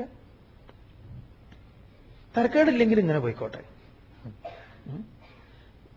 ആഗ്രഹങ്ങളും കാര്യങ്ങളും ഒക്കെ ആയിട്ട് നന്നായിട്ട് ആഗ്രഹങ്ങളെയൊക്കെ പൂർത്തീകരിക്കാൻ പറ്റുന്നുണ്ട്. ഞാൻ എന്തൊക്കെ ആഗ്രഹിച്ചുവോ ആ ആഗ്രഹങ്ങളെ മുഴുവൻ എനിക്ക് പൂർത്തീകരിക്കാൻ സാധിച്ചിട്ടുണ്ട്. അതുകൊണ്ട് ഞാൻ ഇനിയും ഇനിയും ആഗ്രഹിച്ചു കൊണ്ടിരിക്കും എന്നാണെങ്കിൽ ശരി. വളരെ പഴയ എന്ന് പറഞ്ഞാൽ വളരെ വളരെ പഴക്കമുള്ള ഒരു ഈ ജൂത കഥ, ഒരു ജൂത കഥയാണ്. അത് ക്രിസ്തുവിന് മുൻപുള്ള കഥയാണെന്ന് പറയാം. ഒരു സന്യാസിക്ക് ഒരു കിളിയെ കിട്ടുന്നതാ. വളരെ രസകരമായിട്ടുള്ള ഒരു കഥയാണ്. അപ്പൊ ഈ കിളിയെ കിട്ടിയ സമയത്ത് അദ്ദേഹം ആഗ്രഹിക്കുന്നത് കഥയിൽ എന്താണോ ഉള്ളത് അതുപോലെ സ്വാമി പറയാം. അതിൽ അദ്ദേഹം ആഗ്രഹിക്കണോ ഇതിനെ എനിക്ക് കൊന്നു തിന്നാം എന്ന്. അതുകൊണ്ട് നിങ്ങൾ സന്യാസി പക്ഷിയെ കഴിക്കുമെന്ന് ചോദിക്കരുത്. വളരെ പഴയ കഥയാണ്. കഴിക്കാം, കഴിക്കാതിരിക്കാം, എന്തോ ആവാം. അതിലൊന്നും പോയിട്ട് പിടിക്കണ്ട. അത് കഴിഞ്ഞിട്ട് ചോദിക്കുകയും ചെയ്യരുത്. അതുകൊണ്ടായി സ്വാമി ഇതും കൂടെ പറഞ്ഞിരിക്കുന്നത്. അപ്പം നിങ്ങൾ പേന എടുത്ത് വെച്ച് എഴുതുവേ. അപ്പൊ അദ്ദേഹം വിചാരിച്ചു എനിക്കിങ്ങനെ ചെയ്യാമെന്ന്. പക്ഷെ ഇദ്ദേഹത്തിന്റെ സങ്കല്പത്തെ കിളി അറിഞ്ഞു എന്നാ. കിളി ഇദ്ദേഹത്തിനോട് പറഞ്ഞു, നിങ്ങൾ എന്നെ വിട്ടാൽ ഞാൻ നിങ്ങൾക്ക് ദിവ്യമായ 3 ഉപദേശങ്ങൾ തരാം, പ്രബോധനങ്ങൾ ഞാൻ നിങ്ങൾക്ക് തരാം. നിങ്ങൾ ഇതുവരെ കേൾക്കാത്ത, നിങ്ങൾക്ക് അങ്ങേയറ്റം ഗുണം ചെയ്യുന്ന 3 പ്രബോധനങ്ങൾ. അപ്പൊ അദ്ദേഹം പറഞ്ഞു എന്നാ ശരി കേൾക്കട്ടെ എന്നായി. 3 പ്രബോധനങ്ങൾ. അപ്പൊ കിളി പറഞ്ഞു, എഴുതിക്കോളാൻ പറഞ്ഞു. നമ്പർ 1, അസംബന്ധമായത് ആര് പറഞ്ഞാലും വിശ്വസിക്കരുത്. എത്ര വലിയ ആളാണെങ്കിലും വിശ്വസിക്കാൻ പാടില്ല. 1. മനസ്സിലായോ? മനസ്സിലായി. ഇനി ഞാൻ പറയാൻ പോണത് രണ്ടാമത്തത് അസാധ്യമായതിന് പുറപ്പെടരുത്. ഒരു കാരണവശാലും അസാധ്യമായ ഒരു കാര്യത്തിന് ഒരുങ്ങരുത് എന്ന് പറയാം. 3 എനിക്ക് പറയാനുള്ളത്, നന്മ ചെയ്താൽ അതിനെ ഓർത്ത് വിലപിക്കരുത്. നന്മ ചെയ്തു കഴിഞ്ഞിട്ട് അതിനെക്കുറിച്ച് ഞാൻ അങ്ങനെ ചെയ്തുവല്ലോ എന്ന് വ്യസനിക്കരുത്. ഇതാണ് 3 ദിവ്യമായ ഉപദേശം. അപ്പൊ ഇദ്ദേഹം പ്രഭാഷണമൊക്കെ നടത്തുന്ന ആളും കൂട്ടിയാണ്. അപ്പൊ ഇദ്ദേഹത്തിന് വിചാരിച്ചു തരക്കേടില്ല, ഇത് 3 വെച്ച് ഒരു കളി കളിക്കാം. അങ്ങനെയാണല്ലോ നമുക്കൊക്കെ ഈ വിഷയങ്ങൾ കിട്ടുക എന്ന് പറഞ്ഞാൽ വലിയ അത് അപ്പ പിടിക്കും, അല്ലെങ്കിൽ നിങ്ങൾ ഉറങ്ങുമല്ലോ. അതങ്ങനെയാണ്. കൂട്ടത്തിൽ അതും കൂടെ പറഞ്ഞോട്ടെ. എന്തുകൊണ്ടാണ് ഇങ്ങനെ കിളിയോട് ഇദ്ദേഹത്തിന് ഇത്ര ഇത് തോന്നിയെന്നാണെങ്കിൽ ഇതൊരു പുതിയ അറിവായിരുന്നു അദ്ദേഹത്തിന്, പുതിയ രീതിയിൽ പറഞ്ഞു കൊടുക്കാൻ. ഒരിക്കലും ഒരു സ്ഥലത്ത് ആശ്രമത്തിൽ പ്രഭാഷണം നടക്കുമ്പം ഒരാൾ വല്ലാതെ ഉറങ്ങണം. ഉറങ്ങുന്നത് മറ്റുള്ളവർക്കൊക്കെ പ്രയാസം, എന്താ കൂർക്കം വലിക്കണം. അപ്പൊ ആരോ പറഞ്ഞു ഇന്ന ആളെ കണ്ടുപിടിച്ചു അവര്, ഇന്ന ആളാണ് അത് ചെയ്യുന്നത് എന്ന്. അപ്പൊ അദ്ദേഹം സ്വാമിയാർ വിളിച്ചിട്ട് പറഞ്ഞു, നോക്കൂ നിങ്ങളിങ്ങനെ ഉറങ്ങാൻ പാടില്ല എന്ന് ഞാൻ പറയില്ല, നിങ്ങൾ ഉറങ്ങിക്കോളൂ, പക്ഷെ കൂർക്കം വലിക്കാൻ പാടില്ല. അത് മറ്റുള്ളവർ ഉറങ്ങുന്നതിന് ബുദ്ധിമുട്ടാണ്, അതുകൊണ്ട് മറ്റുള്ളവർക്ക് ഇപ്പൊ ഉറങ്ങാൻ പറ്റുന്നില്ല. പക്ഷെ ഇത് എന്താണെന്നറിയോ, എനിക്കിത് രണ്ടും പ്രശ്നമല്ല. പക്ഷെ നിങ്ങൾ എല്ലാവരും ഉണർന്നിരുന്നാൽ പിന്നെ ഞാൻ പറയുന്നത് നിങ്ങൾ ശ്രദ്ധിക്കാൻ തുടങ്ങും. ഞാൻ ഈ പറഞ്ഞത് തന്നെയാ പറഞ്ഞുകൊണ്ടിരിക്കുന്നതേ കുറെ കാലമായിട്ട്. പിന്നെ നിങ്ങൾ ഉണർന്നിരുന്നാലേ എനിക്കും പ്രശ്നമാണ്. അപ്പൊ ഇത് എല്ലാം കൂടെ ഒന്ന് ഒരു പരസ്പരം ഭാവയന്ത എന്ന മട്ടില് നമുക്ക് മുന്നോട്ട് പോകണമെങ്കിൽ അങ്ങ് ഈ കൂർക്കം വലി ഒന്ന് നിർത്തണം. അതുകൊണ്ട് ഈ സന്യാസിയെ സംബന്ധിച്ച് ഇതൊരു പുതിയൊരു അറിവായിരുന്നു. അദ്ദേഹം പറഞ്ഞു, ശരി നിന്നെ ഞാൻ വിട്ടിരിക്കണമെന്ന് പറഞ്ഞാൽ അതിനെ അങ്ങോട്ട് വിട്ടു. വിട്ട സമയത്ത് അത് പറന്നിട്ടൊരു ചില്ലയിലിരുന്നു, മരച്ചില്ലയിലിരുന്നിട്ട് ഇദ്ദേഹത്തിനോട് പറയാൻ, എടാ വിഡ്ഢി, നീ എന്തൊരു വിഡ്ഢിയാണ്, നിനക്കറിയോ എന്റെ ഈ കഴുത്തിന്റെ ഇവിടെ അമൂല്യമായ രത്നം ഉണ്ടായിരുന്നു. ഈ രത്നം നിനക്ക് എടുത്തിരുന്നെങ്കിൽ നിനക്ക് കാലാകാലവും ജീവിക്കാനുള്ള സമ്പത്ത് കിട്ടില്ലായിരുന്നു, നീ വെറുതെ എന്നെ വിട്ടില്ലേന്ന്. ഇത് കേട്ട ഉടനെ ഇയാൾ മുണ്ടും മടിക്കു കുത്തി മരത്തിന്റെ മുകളിലേക്ക് കയറിയപ്പോ അത് മെല്ലെ അടുത്ത കൊമ്പിലേക്ക് ചാടി. ഇയാൾ കയറി വീണ്ടും അടുത്ത കൊമ്പിലേക്ക്, ഏതോ ഒരു ഉണങ്ങിയ കമ്പിൽ ചവിട്ടി ഇയാൾ താഴെ വീണ സമയത്ത് ഈ കിളി ഈ 3 ഉപദേശവും പറഞ്ഞു കൊടുത്തു. മോനെ, അപ്പൊ അദ്ദേഹം ചോദിച്ചു, എന്താ? അസംബന്ധമായത് ആര് പറഞ്ഞാലും വിശ്വസിക്കരുത്. 1 നിനക്ക് ബോധ്യമായോ? 2 ഞാൻ എന്താ പറഞ്ഞത്? അസാധ്യമായതിന് നീ പുറപ്പെടരുത്. നിനക്ക് മരം കയറ്റം സാധ്യമല്ല എന്ന് പറയാം. പിന്നെയോ നന്മ ചെയ്തതിനെ കുറിച്ച് നീ വ്യസനിക്കരുത്. നീ എന്നെ വിട്ടു അല്ലേ, പിന്നെ നിനക്ക് തോന്നി അയ്യോ വേണ്ടായിരുന്നു, ഓർമ്മയിരിക്കട്ടെ എന്ന് പറയും. അതുകൊണ്ട് ഇവിടെ ഭക്തന്റെ കാര്യത്തില് ന കാംക്ഷതി ന ശോചതി ന ദ്വേഷ്ടി, ശുഭാശുഭ പരിത്യാഗി, നന്മ തിന്മകളെ അവൻ പരിത്യജിച്ചവനാണ്. നമ്മുടെ കേസിൽ അങ്ങനെയല്ല. നമ്മൾ അമ്പലത്തിൽ ഒരു ട്യൂബ് കൊടുത്തിട്ടുണ്ടെങ്കിൽ ആ ട്യൂബ് കത്തിയിട്ടില്ലെങ്കിൽ ചോദിക്കും തിരുമേനിയോട്, തിരുമേനി ഇതെന്താ സ്വിച്ച് ഓൺ ചെയ്യാത്തത്? അല്ലേ? അത് മറന്നുപോയതാ, അത് ഇടാനല്ലേ ഞാൻ ഇവിടെ തന്നത്, അല്ലേ? അങ്ങനെയൊക്കെ ആളുകളുണ്ട്. ആരോ അമ്പലത്തിൽ ആനയെ കൊടുത്തു, നടക്കിയിരുത്തിയ സമയത്ത് ഇദ്ദേഹത്തിന് തോന്നി ഇനിയിപ്പോ എന്താ ചെയ്യുക, എന്നാ ശരി ആനയ്ക്ക് കഴുത്തിൽ മണി എന്റെ വക, എന്നിട്ട് മണിയുടെ മുകളിൽ എഴുതി വെച്ചു വേലായുധൻ പിള്ള വകാന്ന്. അപ്പൊ മൊത്തം ആനയെ ഇദ്ദേഹത്തിന്റെ വകയെ. അല്ലേ? അങ്ങനെയൊക്കെയുള്ള ആളുകളുണ്ട്. ഈ പേരുമായിട്ട് ഒരു ബന്ധവുമില്ല കേട്ടോ. അവര് ജീവിച്ചിരിക്കുന്നവരോ അല്ലെങ്കിൽ അങ്ങനെയുള്ളവരൊന്നും അല്ല. അതൊക്കെ എന്തെങ്കിലുമൊന്നും പേര് പറയാൻ പറ്റില്ലല്ലോ ഇപ്പൊ. അപ്പൊ ശുഭാശുഭ പരിത്യാഗി, നന്മ തിന്മകളെയൊക്കെ വിട്ടകന്നിട്ടുള്ളവൻ. അതിലൊന്നും നിസാരങ്ങളായിട്ടുള്ള ഇത്തരം ചെറിയ ചെറിയ കാര്യത്തിലൊന്നും നമ്മൾ അത് വെക്കില്ല. അത് കുട്ടികൾക്ക് പോലും നമ്മളൊരു പേന കൊടുത്തു കഴിഞ്ഞാൽ ചോദിക്കും, എവിടെ ആ പേനയോട്, അതാറ്റം കേടുവരുത്തിയല്ലേ. എന്നെയാണോ ഈ നാട്ടിലൊക്കെ കൊടുക്കുന്നത്? ചിലർ ആശ്രമത്തിലേക്കൊക്കെ പലതും തരും, എന്നിട്ട് ഇടയ്ക്കിടയ്ക്ക് വിളിച്ച് അന്വേഷിക്കും, എന്താ സ്വാമി എങ്ങനെയുണ്ട്, അതിപ്പം കുഴപ്പമൊന്നുമില്ലല്ലോ, വർക്ക് ചെയ്യുന്നില്ലേ? ചിലർ നമുക്ക് എന്തെങ്കിലും തരുമ്പം പറയും, സ്വാമിജി ഇത് ആർക്കും കൊടുക്കരുത് കേട്ടോ എന്ന്. എന്നാലും അവരുടേതാക്കിയിട്ട് എന്താ പറയാ, നമുക്ക് തരുന്നില്ല, തന്നു കഴിഞ്ഞിട്ടും അവരുടേത് തന്നെയാന്ന് പറയാം.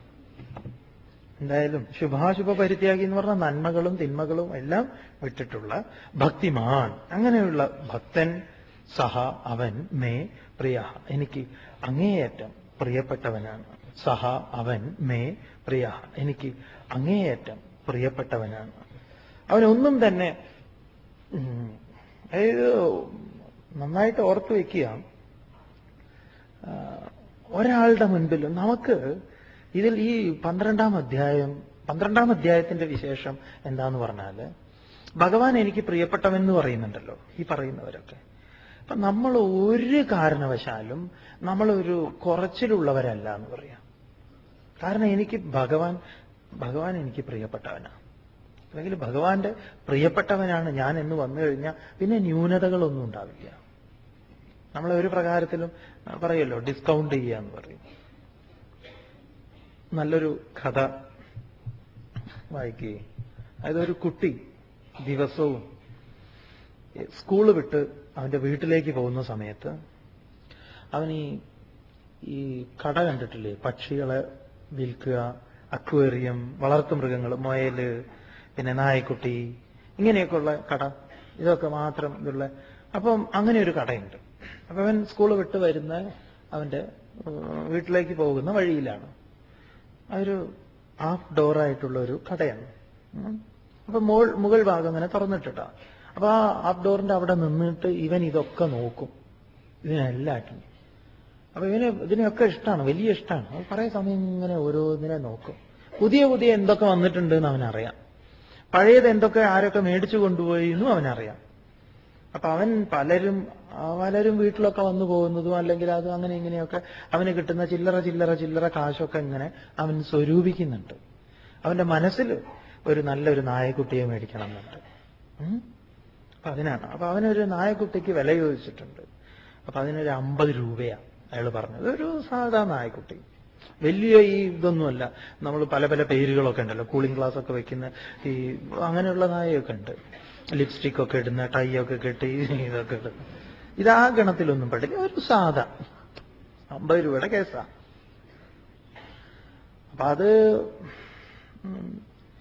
അപ്പൊ ഇവനിങ്ങനെ ചോദിക്കും അതിന്. പറയും, ചേട്ടാ എന്റെ കയ്യിൽ കാശിങ്ങനെ ആയിക്കൊണ്ടിരിക്കുകയാണ്. അപ്പൊ ഒരു 35 രൂപയൊക്കെ ആയി തുടങ്ങിയപ്പോ ഇവനിങ്ങനെ ദിവസവും വന്ന് നോക്കും, ഇതിനെ ആരെങ്കിലും കൊണ്ടുപോകുന്നുണ്ടോ. അപ്പൊ ഒരു 45 രൂപയായി ഇവന്റെ കയ്യിൽ. അപ്പൊ ഇവനിങ്ങനെ നായയെ നോക്കിയിട്ട് പറഞ്ഞു, 45 ആയിട്ടുണ്ട് എന്റെ കയ്യിൽ, ഞാൻ മേടിക്കൂ ഇതിനെ എന്ന് പറഞ്ഞു. അപ്പൊ അയാൾക്ക് തോന്നി പാവം ഇവന് കൊടുക്കാം. അപ്പൊ പറഞ്ഞു, ഇതിനെ എന്താ ഇപ്പൊ 50 രൂപയ്ക്ക് കൊടുക്കുന്നതെന്നാണെങ്കിൽ ഇതിന്റെ ഒരു കാലിന് സുഖമില്ല, ഒരു കാല് കുറച്ചൊരു പോളിയോ വന്നതുപോലെ കുറച്ചൊന്ന് തിരിഞ്ഞിട്ടാണ്. അപ്പൊ അതുകൊണ്ടാണ് ഇതിന് വില കുറച്ച് കൊടുക്കുന്നത്. അപ്പൊ 50 രൂപയാണ് ഇതിന്റെ വില നിശ്ചയിച്ചിരിക്കുന്നത്. അപ്പൊ ഇവൻ പറഞ്ഞു, അത് വേണ്ട, ഞാൻ 50 രൂപ തന്നെ തരാം. അല്ല, നീ കൊണ്ടുപോയിക്കാം. ആള് പറഞ്ഞു, അത് വേണ്ട, 50 രൂപ തരാം എന്ന് പറയാം. അപ്പൊ അവനങ്ങനെ ഞാൻ അടുത്ത ദിവസം 50 രൂപ തരാം, 50 രൂപ അല്ല 5 രൂപ ബാലൻസ് തരാം എന്ന് പറഞ്ഞു. അപ്പൊ 45 രൂപ മതി എന്ന് പറഞ്ഞിട്ട് അയാൾ ഇതിന് അവന് കൊടുത്തു. അവൻ അതിനെ സന്തോഷമായിട്ട് കൊണ്ടുപോകുന്ന സമയത്ത് പറഞ്ഞു, ഞാൻ 50 രൂപ തരാം, 5 രൂപയും കൂടെ ബാക്കി തരാമെന്ന് പറഞ്ഞു. അങ്ങനെ അവൻ 2 ദിവസം കഴിഞ്ഞിട്ട് ഇയാൾക്ക് ഈ 5 രൂപ കൊടുക്കുകയാണ്. കൊടുക്കുന്ന സമയത്ത് അയാൾ പറഞ്ഞു, എന്താ പറയാ, വേണ്ട, ഇത് ഞാൻ പറഞ്ഞില്ലേ വേണ്ടെന്ന്. അവൻ പറഞ്ഞു, അല്ല അത് വേണ്ട, അത് 50 രൂപ തന്നെ ഇരിക്കട്ടെ. അപ്പോഴാണ് അയാൾ പുറത്തേക്ക് വന്ന് ഈ ഹാഫ് ഡോർ ഇങ്ങോട്ട് തുറന്നു നോക്കുമ്പം ഇവൻ കാലിന് സുഖമില്ലാത്ത കുട്ടിയാണ്. അതുകൊണ്ട് അവൻ അനുവദിക്കുന്നില്ല ഡിസ്കൗണ്ട് ചെയ്യാൻ. മനസ്സിലാവുന്നുണ്ടോ? നമ്മൾ അനുവദിച്ചുകൂടാ. എന്തുകൊണ്ട്? ഭക്തന്മാരാണ് നമ്മൾ. ഒരാളും നമ്മളെ ഒന്നിനാലും നമ്മൾ കുറയപ്പെടരുത് എന്ന് പറയാം. ഒന്നിനാലും ഞാൻ ഭക്തനാണെന്ന് അറിഞ്ഞു കഴിഞ്ഞാൽ പിന്നെ ഉന്നതിയിൽ തന്നെയാണ് നമ്മൾ വിരാജിക്കേണ്ടത്. പിന്നെ ഈ കണ്ണീര് ഒലിപ്പിച്ച് വരുന്നവരോടും പോകുന്നവരോടും മുഴുവൻ മരുമകളുടെ കുറ്റവും പറഞ്ഞു കുറി ഇത് എത്ര വലുതായിരിക്കും. എന്നിട്ട് പറയാണ്, ആ സ്വാമിയുടെ പരിപാടി ടിവിയിൽ കാണുന്നതുകൊണ്ട് ഞാൻ ഇങ്ങനെ കഴിഞ്ഞു പോണു. നോക്കണേ, അവൾ അതുപോലും എന്നെ കാണിക്കുന്നില്ല. കുറ്റം പറഞ്ഞു ഒരു നന്മയും പറയാനില്ല. ആ ചളിയിൽ ഒരു സ്വർണത്തിന്റെ തരിമ്പ് പോലും കാണുന്നില്ല. അതുകൊണ്ട് യഹ ന ഹൃഷ്യതി ന ദ്വേഷ്ടി ന ശോചതി ന കാംക്ഷതി ശുഭാശുഭ പരിത്യാഗി. ഇപ്പൊ ഭക്തന്റെ കേസ് ഇവിടെ എടുക്കുന്ന സമയത്ത് ഭഗവാൻ ഇതൊക്കെയാണ് പറയാനുള്ളത്. അതുകൊണ്ട് നമ്മൾ ഒന്നിനാലും കുലുങ്ങാത്തവരായിരിക്കണം. ഭക്തി അതിന്റെ എല്ലാ ഭാവങ്ങളും നമ്മെ കരുത്തുറ്റതാക്കി തീർക്കാൻ പോകുന്നതാണെന്ന് പറയാം. തുടർന്ന് സമ ശത്രൗ ച മിത്രേ ച തഥാ മാനാപമാനയോഃ ശീതോഷ്ണ സുഖ ദുഃഖേഷു സമസംഗ വിവർജിതഃ തുല്യനിന്ദാസ്തുതിർമൗനീ സന്തുഷ്ടോ യേന കേനചിത് അനികേത സ്ഥിരമതിഃ ഭക്തിമാൻ മേ പ്രിയോ നരഃ. പറയുന്നു, സമശത്രൗ ച മിത്രേ ച തഥാ മാനാപമാനയോഃ ശീതോഷ്ണ സുഖ ദുഃഖേഷു സമസംഗ വിവർജിതഃ തുല്യനിന്ദാ സ്തുതി മൗനി സന്തുഷ്ടഃ യേന കേനചിത് അനികേതഃ സ്ഥിരമതിഃ ഭക്തിമാൻ മേ പ്രിയഃ നരഃ. ശത്രൗ ച മിത്രേ ച, ശത്രുവിലും മിത്രത്തിലും, തഥാ അപ്രകാരം മാനാപമാനയോഹോ, മാന അപമാനങ്ങളിലും. അപ്പൊ ശത്രുവിലും മിത്രത്തിലും എന്ന് പറഞ്ഞാൽ അജാത ശത്രുവായിരിക്കണം. ആർക്ക്? നമുക്ക് ശത്രു ജനിച്ചിട്ടുണ്ടാവരുത് എന്ന് പറയാം. അതെങ്ങനെയാ? മറ്റുള്ളവർക്ക് നമ്മൾ ചിലപ്പം ശത്രുവായിരിക്കാം. അതായത് കൃഷ്ണന് കംസൻ ശത്രുവല്ല, രാമന് രാവണൻ ശത്രുവല്ല. പക്ഷെ രാവണന് രാമൻ ശത്രുവായിരിക്കാം, കംസന് കൃഷ്ണൻ ശത്രുവായിരിക്കാം. അത് കംസന്റെയും രാവണന്റെയും പ്രശ്നം, കൃഷ്ണന്റെയും രാമന്റെയും പ്രശ്നമല്ല. അതുപോലെ നിങ്ങൾക്ക് ശത്രുക്കൾ ഉണ്ടായിരിക്കാം, പക്ഷേ അല്ല മറ്റുള്ളവര് നമുക്ക്, ക്ഷമിക്കണേ സ്വാമി മനഃപൂർവ്വം പറഞ്ഞതല്ല, നമുക്ക് ശത്രുക്കൾ ഉണ്ടാക്കാം. പക്ഷെ നമുക്കാരും, നമ്മൾ പലരുടെയും ശത്രുവായിരിക്കാം, പക്ഷെ നമുക്കാരുണ്ടാവരുത്? ശത്രുക്കൾ ഉണ്ടാവരുത് എന്ന് പറയും. അതുകൊണ്ടാ രാമൻ നമിക്കുന്നത് രാവണനെ അസ്ത്രം കൊണ്ട്. കൃഷ്ണനും അതെ, കൃഷ്ണനും ബഹുമാനമുണ്ട്. ആരോട്? കംസനോട്. അമ്മാവനാണെന്നുള്ളത് വേറെ കാര്യം, അല്ലാതെ തന്നെ. അപ്പൊ ശത്രുച്ച മിത്രേച്ച, ശത്രുവും മിത്രവും നമ്മളെ സംബന്ധിച്ച് രണ്ടും വേണ്ടെന്ന് പറയാം. ഈ ശത്രു ആയാലും മിത്ര, എണ്ണിയോ? അതാണല്ലോ നമ്മുടെ ഈ ഹിംസ എന്ന് പറയുന്നത്. എന്താ? ഈ എണ്ണലാണ് ഹിംസ. പറഞ്ഞുവല്ലോ 2-ാം അധ്യായത്തെ കുറിച്ച് പറഞ്ഞ സമയത്ത്. എണ്ണാതിരിക്കും. ഇതൊക്കെ എന്റെ സുഹൃത്തുക്കളാണ്. എപ്പോഴാണ് നമ്മൾ എണ്ണാറ്? വീട്ടിൽ കല്യാണം വരുന്ന സമയത്ത്. ആർക്കൊക്കെ കത്തയക്കണം, അപ്പോഴാണ് നമ്മൾ എണ്ണുക. ആദ്യമേ നമ്മൾ പറയും ഇന്നെന്ന ആളുകൾക്കൊന്നും അയക്കണ്ട. ഇന്നെന്ന ആളുകളെയൊക്കെ നമുക്ക് നേരിട്ട് പോയി വിളിക്കാം. ഒരു കത്തങ്ങോട്ട് അയച്ചേക്ക്. അതെന്നാ അയക്കേണ്ടതെന്ന് അറിയോ? കല്യാണത്തിന്റെ തലേന്ന് അയച്ചാൽ മതി, അന്ന് മതി. കാരണം അവര് അങ്ങനെ അറിഞ്ഞാൽ മതി എന്നാണ്. അപ്പൊ നമ്മൾ എണ്ണി വെച്ചിട്ടുണ്ട്. അത് നമ്മുടെ സ്വന്തക്കാരൊക്കെ തന്നെയായിരിക്കും. ഏതായാലും നമുക്ക് ഇങ്ങനെയുള്ളതൊന്നും വേണ്ട എന്ന് പറയും. ശത്രുവും വേണ്ട. ഭക്തനാണോ ഞാൻ? എനിക്ക് ശത്രുവും വേണ്ട, മിത്രവും വേണ്ട. അതാ അതുപോലെ തന്നെ മാനാപമാനങ്ങളിൽ മാനമാകട്ടെ അപമാനമാകട്ടെ എന്ന് പറഞ്ഞാൽ നാണവും മാനവും ഇല്ലാത്തവനാണ് ഭക്തൻ എന്നല്ല. ഇത് ശരി സ്വാമി. അല്ല, ചില ഭക്തന്മാരുടെ കേസ് ഇതൊക്കെ തന്നെയാണ്.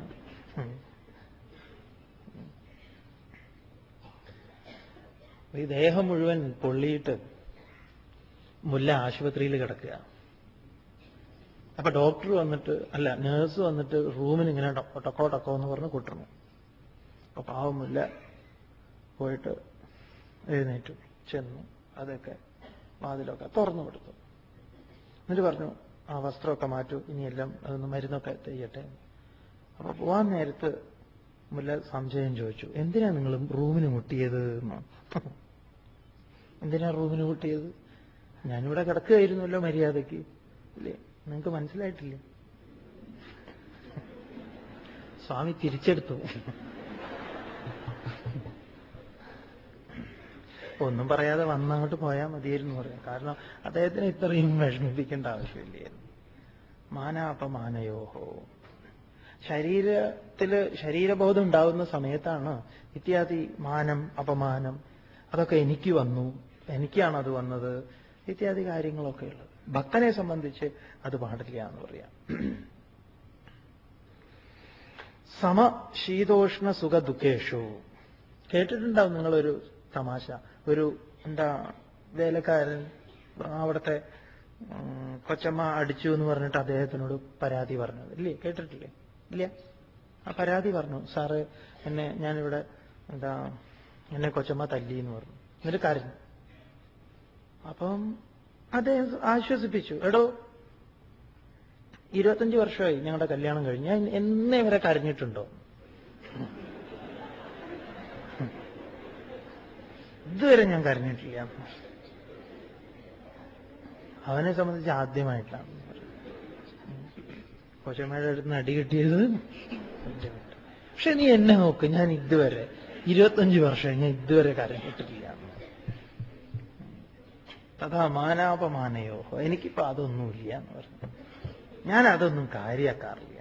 നീ എന്നെ പോലെ ആവാൻ ശ്രമിക്കൂ, നിനക്ക് നീ ഒരു ഭക്തനാവൂ എന്ന് പറയും. സമ എന്ന് പറഞ്ഞാൽ സമനായി. ഏതിലൊക്കെ? ശീതോഷ്ണ സുഖ ദുഃഖേഷു. ശീതം, ഉഷ്ണം, സുഖം, ദുഃഖം ഇത്യാദികളിലൊക്കെ സമത്വത്തെ മുൻപ് പറയപ്പെട്ടിട്ടുള്ളതാ. അതുപോലെ സമസംഗ വിവർജിത. സമനായി സംഘത്തെ എല്ലാ ബന്ധങ്ങളെയും വർജിത ഉപേക്ഷിച്ചവനായി എന്ന് പറഞ്ഞാൽ ഞാൻ അതിൽ ഉണ്ട് എന്നത് വിട്ടേക്കുക. ഇവരെന്റേതാണ്, അവരെന്റേതാണ്, അവർക്ക് ഞാനുണ്ട്, എനിക്ക് അവരുണ്ട്, ഒന്നും വേണ്ട. ശീതോഷ്ണ സുഖ ദുഃഖേഷു. ശീതം, ഉഷ്ണം, സുഖം, ദുഃഖം ഇത്യാദികളിലൊക്കെ സമത്വത്തെ മുൻപ് പറയപ്പെട്ടിട്ടുള്ളതാ. അതുപോലെ സമസംഗ വിവർജിത. സമനായി സംഘത്തെ എല്ലാ ബന്ധങ്ങളെയും വർജിത ഉപേക്ഷിച്ചവനായി എന്ന് പറഞ്ഞാൽ ഞാൻ അതിൽ ഉണ്ട് എന്നത് വിട്ടേക്കുക. ഇവരെന്റേതാണ്, അവരെന്റേതാണ്, അവർക്ക് ഞാനുണ്ട്, എനിക്ക് അവരുണ്ട്, ഒന്നും വേണ്ട. അതുപോലെ തുല്യനിന്ദ സ്തുതി മൗനി. നിന്ദയും സ്തുതിയും ഇതൊന്നും കേൾക്കാൻ നിൽക്കണ്ട. നല്ലത് പറയാനും ആളുണ്ടാവും, മോശം പറയാനും ആളുണ്ടാവും. നമുക്കിതൊക്കെ നല്ല അനുഭവം ഉള്ളതാണ്. നമ്മൾ ഈ ആളുകളെ ഈ യാത്രയ്ക്കൊക്കെ കൊണ്ടുപോയി ഹിമാലയം, കൈലാസം ഒക്കെ വരുന്ന സമയത്ത് എന്തൊക്കെയാണെന്നറിയാ പറയാം. ഓ സ്വാമി അങ്ങനെ ഇങ്ങനെ, പിന്നെ തുടങ്ങും. പിന്നെ ഹിമാലയൊന്നുമല്ല കാണുന്നത്, പിന്നെ ഹിമാലയൻ മണ്ടത്തരങ്ങളാ കാണുക. എന്നിട്ടാണ് തിരിച്ചു വരിക. കൈലാസം ഒന്നുമല്ല കാണുക. അപ്പൊ ഇതൊക്കെ പ്രതീക്ഷിച്ചോളണം നിങ്ങൾ എന്ത് ചെയ്യുമ്പോഴും. സ്തുതി ഉണ്ടാവും, നിന്ദയുണ്ടാവും, പൂമാലയുണ്ടാവും, ചെരുപ്പുമാലയുണ്ടാവും, രണ്ടും ഉണ്ടാവും കൂട്ടത്തിൽ. പ്രത്യേകിച്ച് എന്തെങ്കിലും ഒരു പ്രവർത്തനത്തിലേക്ക് ഇറങ്ങിത്തിരിക്കുകയാണെങ്കിൽ, ഒന്നുമില്ലാതെ വീട്ടിലിരിക്കുമ്പോൾ തന്നെ ഉണ്ടല്ലോ ഇതൊക്കെ, പിന്നെ സമൂഹത്തിൽ പ്രവർത്തിക്കുകയാണെങ്കിൽ ഭക്തൻ എന്നുള്ള നിലയിലൊക്കെ ആയിക്കഴിഞ്ഞാൽ ഇത് തീർച്ചയായും വരും. പക്ഷെ നമ്മൾ രണ്ടും സ്വീകരിച്ചുകൊള്ളുക. സ്തുതി വരുന്ന ഒപ്പം തന്നെ പിറകിലുണ്ടാവാം എന്ത്? നിന്ദ. ഇതെല്ലാം ശബ്ദശാസ്ത്രം മനസ്സിലാക്കിയ വാക്കുകൾ തിരിച്ചിടുന്നതാ അല്ലേ? ഗോഡ് എന്ന് അതേ വാക്കുകൊണ്ട് തന്നെ ഡോഗ് നാക്കാം. മൈ ഡിയർ ഗോഡ് എന്നുള്ളത് തന്നെ ഡോഗ് നാക്കാൻ വിഷമമൊന്നുമില്ല എന്ന് പറയാം. ഒന്ന് തിരിച്ച് അങ്ങോട്ടും ഇങ്ങോട്ടും ഒക്കെ പ്രയോഗിച്ചാൽ മതി. ശബ്ദബീജികൾ ഒരുപാട് ഈ പ്രപഞ്ചത്തിലുണ്ട്. ഈ ശബ്ദബീജികളോടൊക്കെ ഞാൻ അനുകൂലമായി പ്രതികൂലമായി എന്തിനു പ്രതികരിക്കണം? ഈ ഒരു അറിവ്. കർണപുടങ്ങളിൽ ശബ്ദബീജികൾ വന്ന് പതിയുന്നതിന്റെ രീതി സ്തുതിയിലായാലും നിന്ദയിലായാലും ഒരുപോലെയാണ്. സ്തുതിക്ക് വിശേഷഭാവങ്ങളും നിന്ദയ്ക്ക് വേറെ ഏതെങ്കിലും ഭാവങ്ങളും ഉണ്ടോ എന്ന് ചോദിച്ചാൽ ഇല്ല. ഒക്കെ ഒന്ന്. ഒരു കാറിന്റെ ഹോൺ കേൾക്കുന്നത് പോലെയാ നമ്മളെക്കുറിച്ച് നന്നായി എന്ന് പറയുന്നതും നിങ്ങളെക്കുറിച്ച് ഇങ്ങനെ പറഞ്ഞു എന്ന് പറയുന്നതും. ഇതിനനുസരിച്ച് നമ്മൾ പോയി കഴിഞ്ഞാൽ വലിയ ബുദ്ധിമുട്ടാണ്. അവരവർ പറയുന്നത് കേൾക്കാൻ പോയാൽ മുല്ലയും മോനും കൂടെ പോവുകയാണ്. എങ്ങോട്ടാ പോണത്? മുല്ല വിചാരിച്ചു കഴുതയുണ്ട്, മകനുമുണ്ട്, മുല്ലയുണ്ട്, നടന്നു പോകണം. മുല്ലയ്ക്ക് തോന്നി പാവം മോൻ ക്ഷീണിച്ചിട്ടുണ്ട്. അവനോട് പറഞ്ഞു, മോനെ നീ ഒരു കാര്യം ചെയ്യും, കഴുതപ്പുറത്തിരുന്നു പോവാം, ഞാൻ നടന്നു. അപ്പൊ ആരോ വന്ന് ചോദിച്ചു, ഇതെന്താ മുല്ല ഇങ്ങനെ? അപ്പൊ അവനോട് ചോദിക്കുക, എടാ അച്ഛനെ ഇങ്ങനെ നടത്തിയിട്ട് നീ ഇങ്ങനെ കഴുതപ്പുറത്ത് പോകുന്നത് ശരിയാണോ എന്ന്. അപ്പൊ അവന് തോന്നി ശരിയാണ്, എന്നാ പിന്നെ നീ ഇറങ്ങും, ഞാൻ കയറാം. അപ്പോഴേക്ക് എന്താ മുല്ല, ആ പാവം കുട്ടിയെ ഇങ്ങനെ നടത്തിയിട്ട് നിങ്ങൾ ഇങ്ങനെ കഴുതപ്പുറത്ത് പോകുന്നത്? ആ പിന്നെ മുല്ല വിചാരിച്ചു, എന്നാ ശരി രണ്ടുപേർക്കും കൂടെ കയറാം. അങ്ങനെ അച്ഛനും മകനും കൂടെ കഴുതപ്പുറത്ത് പോകുമ്പോൾ ആളുകൾ ചോദിക്കും, ഓ എന്റെ മുല്ല, ആ പാവം കഴുതയെ നിങ്ങൾ രണ്ടുപേരും കൂടെ മുല്ല വിചാരിച്ചു, എന്നാ ശരി കഴുതയെ എടുത്തിട്ട് അങ്ങോട്ട് പോവാം. അവനെ എടുത്ത് നടക്കുമ്പോൾ നിങ്ങൾ എന്തൊരു വട്ടനാണ്, ഈ കഴുതയെ എടുത്ത് ആരെങ്കിലും നടക്കും, ഇനിയിപ്പോ മുല്ല എന്ത് ചെയ്യും? എന്നാ ശരി കഴുത വേണ്ടാന്ന് വിചാരിച്ചു മുല്ല കഴുതയെ ഉപേക്ഷിച്ച് പോകുമ്പോ, അല്ല കഴുത എവിടെ പോയി? എന്താ വെറും കൈയോടെ? ഒരു രക്ഷയില്ല എന്ന് പറയും. അപ്പൊ ഇതിനനുസരിച്ച് നമ്മൾ പോയാൽ, അവര് പറഞ്ഞതും ഇവര് പറഞ്ഞതും അവര് പറഞ്ഞതും ഒക്കെ കേട്ടുകൊണ്ട് പോയാൽ, ഭക്തന്റെ കാര്യത്തിൽ അങ്ങനെ വേണ്ടെന്ന് ഭഗവാൻ തന്നെയാ പറയുന്നത്. സംഘവർജിത തുല്യനിന്ദ സ്തുതിർ, അതുപോലെ മൗനീ, മൗനം ആചരിക്കുന്നവൻ. മൗനം ആചരിക്കുക എന്ന് പറഞ്ഞാൽ എപ്പോഴാ മൗനിയാവുന്നത് ഒരുവൻ? പ്രതീക്ഷകളകന്ന മനസ്സിന്റെ ഭാവത്തെയാണ് മൗനം എന്ന് പറയുന്നത്. എപ്പോഴാണോ മനസ്സിൽ നിന്ന് പ്രതീക്ഷകളെല്ലാം അകലുന്നത്, പ്രതീക്ഷ എന്ന് പറഞ്ഞാൽ ഇനിയിപ്പോ ജീവിച്ചിട്ട് കാര്യമൊന്നുമില്ല എന്നതല്ല, എല്ലാം ഈശ്വരനാണെന്ന് അറിയുമ്പോ പിന്നെ പ്രത്യേകിച്ച് ഒന്നിനോടും അപേക്ഷ ഇല്ല. അപ്പൊ അവിടെ ആ ഒരു മനസ്സുണ്ട്, അതിന്റെ ആഴമാണ് മൗനം എന്ന് പറയുന്നത്. അത് മുനിയുടെ ഭാവമാണ്. ജീവൻ മുക്താനന്ദ ലഹരിയിൽ മുനിയുടെ ലക്ഷണം തന്നെ ആചാര്യസ്വാമികൾ പറയുന്നത് അങ്ങനെയാണ്. എന്താ? മുനിർ ന വ്യാമോഹം ഭജതി ഗുരുദീക്ഷ ക്ഷതതമാഹ. വ്യാമോഹത്തെ ഭജിക്കാത്തവനാണ് മുനി. വ്യാമോഹം എന്ന് പറഞ്ഞാൽ രണ്ടെന്ന ഭാവം. അപ്പൊ രണ്ടെന്ന ഭാവത്തെ പൂർണ്ണമായി ഉപേക്ഷിച്ചിട്ടുള്ള ആ മൗനത്തിൽ അവന് പിന്നെ സംസാരിക്കാനൊന്നുമില്ല എന്ന് പറയാം പ്രത്യേകിച്ച്. അപ്പൊ മൗനം ഒരു ഭക്തന്റെ ലക്ഷണമാണ്.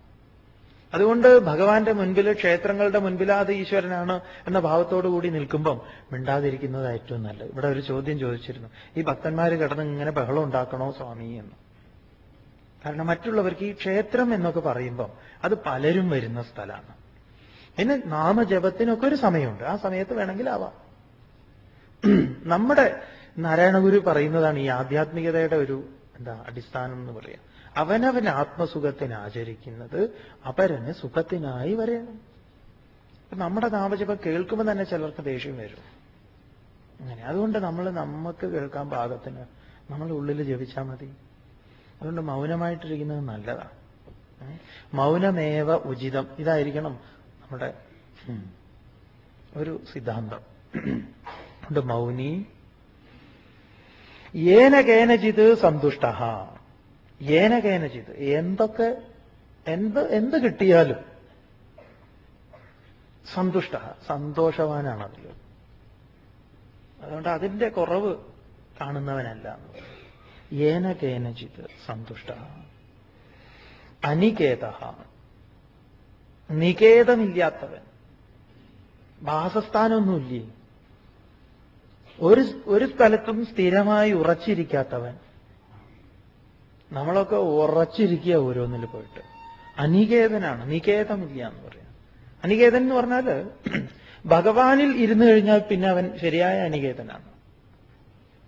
നമ്മൾ അങ്ങനെയല്ല. നമുക്കൊക്കെ ഒരു ദിവസം വീട്ടിൽ നിന്ന് മാറി വേറൊരു വീട്ടിൽ പോയാൽ തന്നെ നമ്മുടെ ഉറക്കം പോയി, നമ്മുടെ ആ ദിവസമുള്ള നമ്മൾ ഉപയോഗിക്കുന്ന തലയണ ഉണ്ടല്ലോ, അതിനേക്കാൾ നല്ല തലയണ, നല്ല വൃത്തിയുള്ള തലയണ കിട്ടിയാൽ നമുക്ക് ഉറക്കം വരില്ല.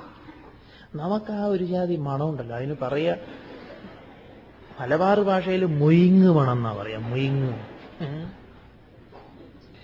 അത് കിട്ടിയാലേ നമുക്ക് ഉറങ്ങാൻ പറ്റുള്ളൂ. രാമകൃഷ്ണദേവൻ ഒരു കഥ പറയും, ഈ പൂക്കാരിയുടെയും മത്സ്യക്കാരിയുടെയും. പട്ടണത്തിൽ പൂ വിൽക്കാൻ പോയിട്ട് അവസാനം നേരം വൈകിട്ട് മത്സ്യം വിൽപ്പനക്കാരിയുടെ വീട്ടിൽ വന്നിട്ട് അവള് അന്തി ഉറങ്ങുന്നതാ. അല്ല, മത്സ്യം വിൽപ്പനക്കാരി പൂക്കാരിയുടെ വീട്ടിൽ അന്തി ഉറങ്ങുന്നതാ. രാത്രി കിടന്നിട്ട് ഈ മുല്ലയുടെ മണമൊന്നും കേട്ടിട്ട് ഈ മത്സ്യക്കാരിക്ക് ഉറക്കം വരുന്നില്ല. അവസാനം അവൾ അവളുടെ കൊട്ടയിൽ കുറച്ച് വെള്ളം തളിക്കും, എന്നിട്ട് അത് തലയുടെ അടുത്ത് വെച്ചിട്ടാണ് അവൾ ഉറങ്ങുന്നത്.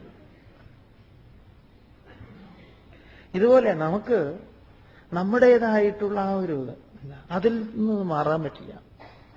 വീടൊന്ന് മാറിയാൽ എല്ലാം പ്രശ്നം. തലയണ മാറിയ പ്രശ്നം, തുവർത്ത് മാറിയ പ്രശ്നം. ഒരു ദിവസം ബ്രഷ് ഇല്ല, പിന്നെ പോയത് പെട്ടെന്നായിരുന്നു പോയത്. അപ്പൊ എല്ലാം അവളോട് എടുത്തു വെക്കണം എന്ന് പറഞ്ഞു. പക്ഷെ ആ കിറ്റ് എടുത്ത് വെക്കാൻ മറന്നുപോയി. അത് വെച്ചതായിരുന്നു, ചിടുങ്ങൻ എടുത്തു കൊണ്ടുപോയി എങ്ങോട്ടോ.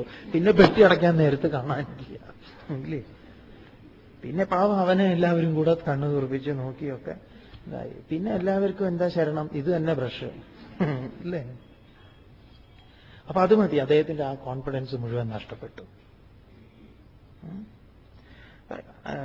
എന്തിലെങ്കിലും പോയിട്ട് പിടിച്ചിരിക്കാതെ നമുക്കൊക്കെ നമ്മുടെ സ്വസ്ഥത കളയാൻ ഇത്രയും മതി.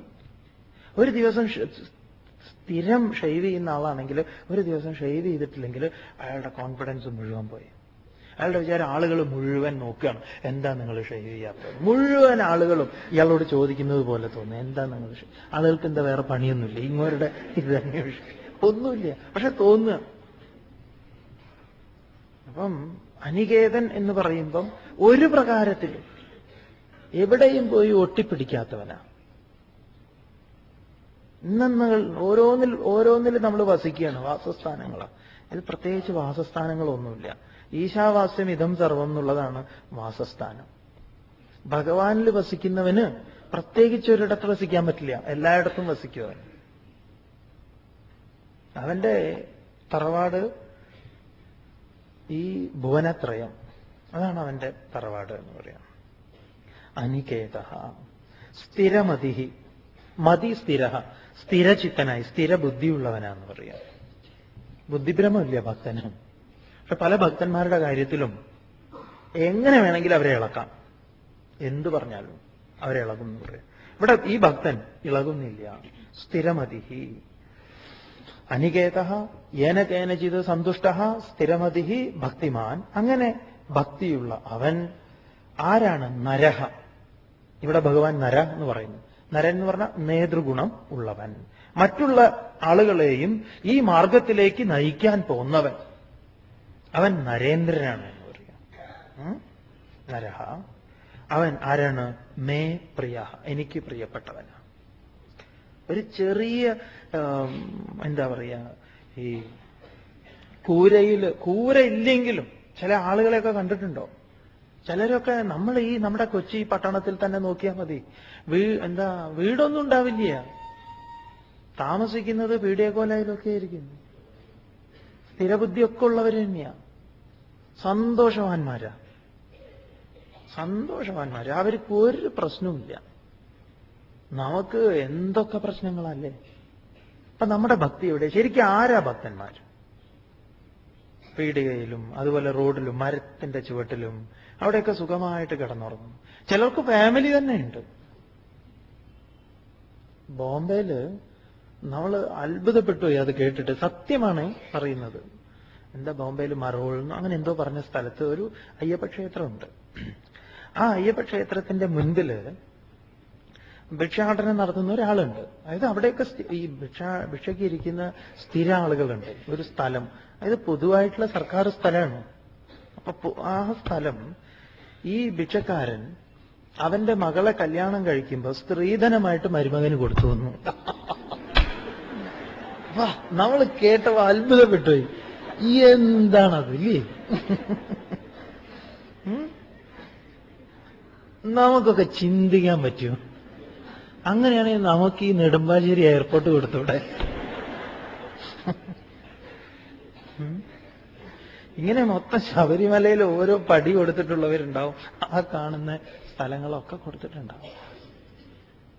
സന്തോഷമായിട്ട് കഴിയണു അവരൊക്കെ. ഇത് ഉള്ള കാര്യാട്ടോ പറഞ്ഞത്.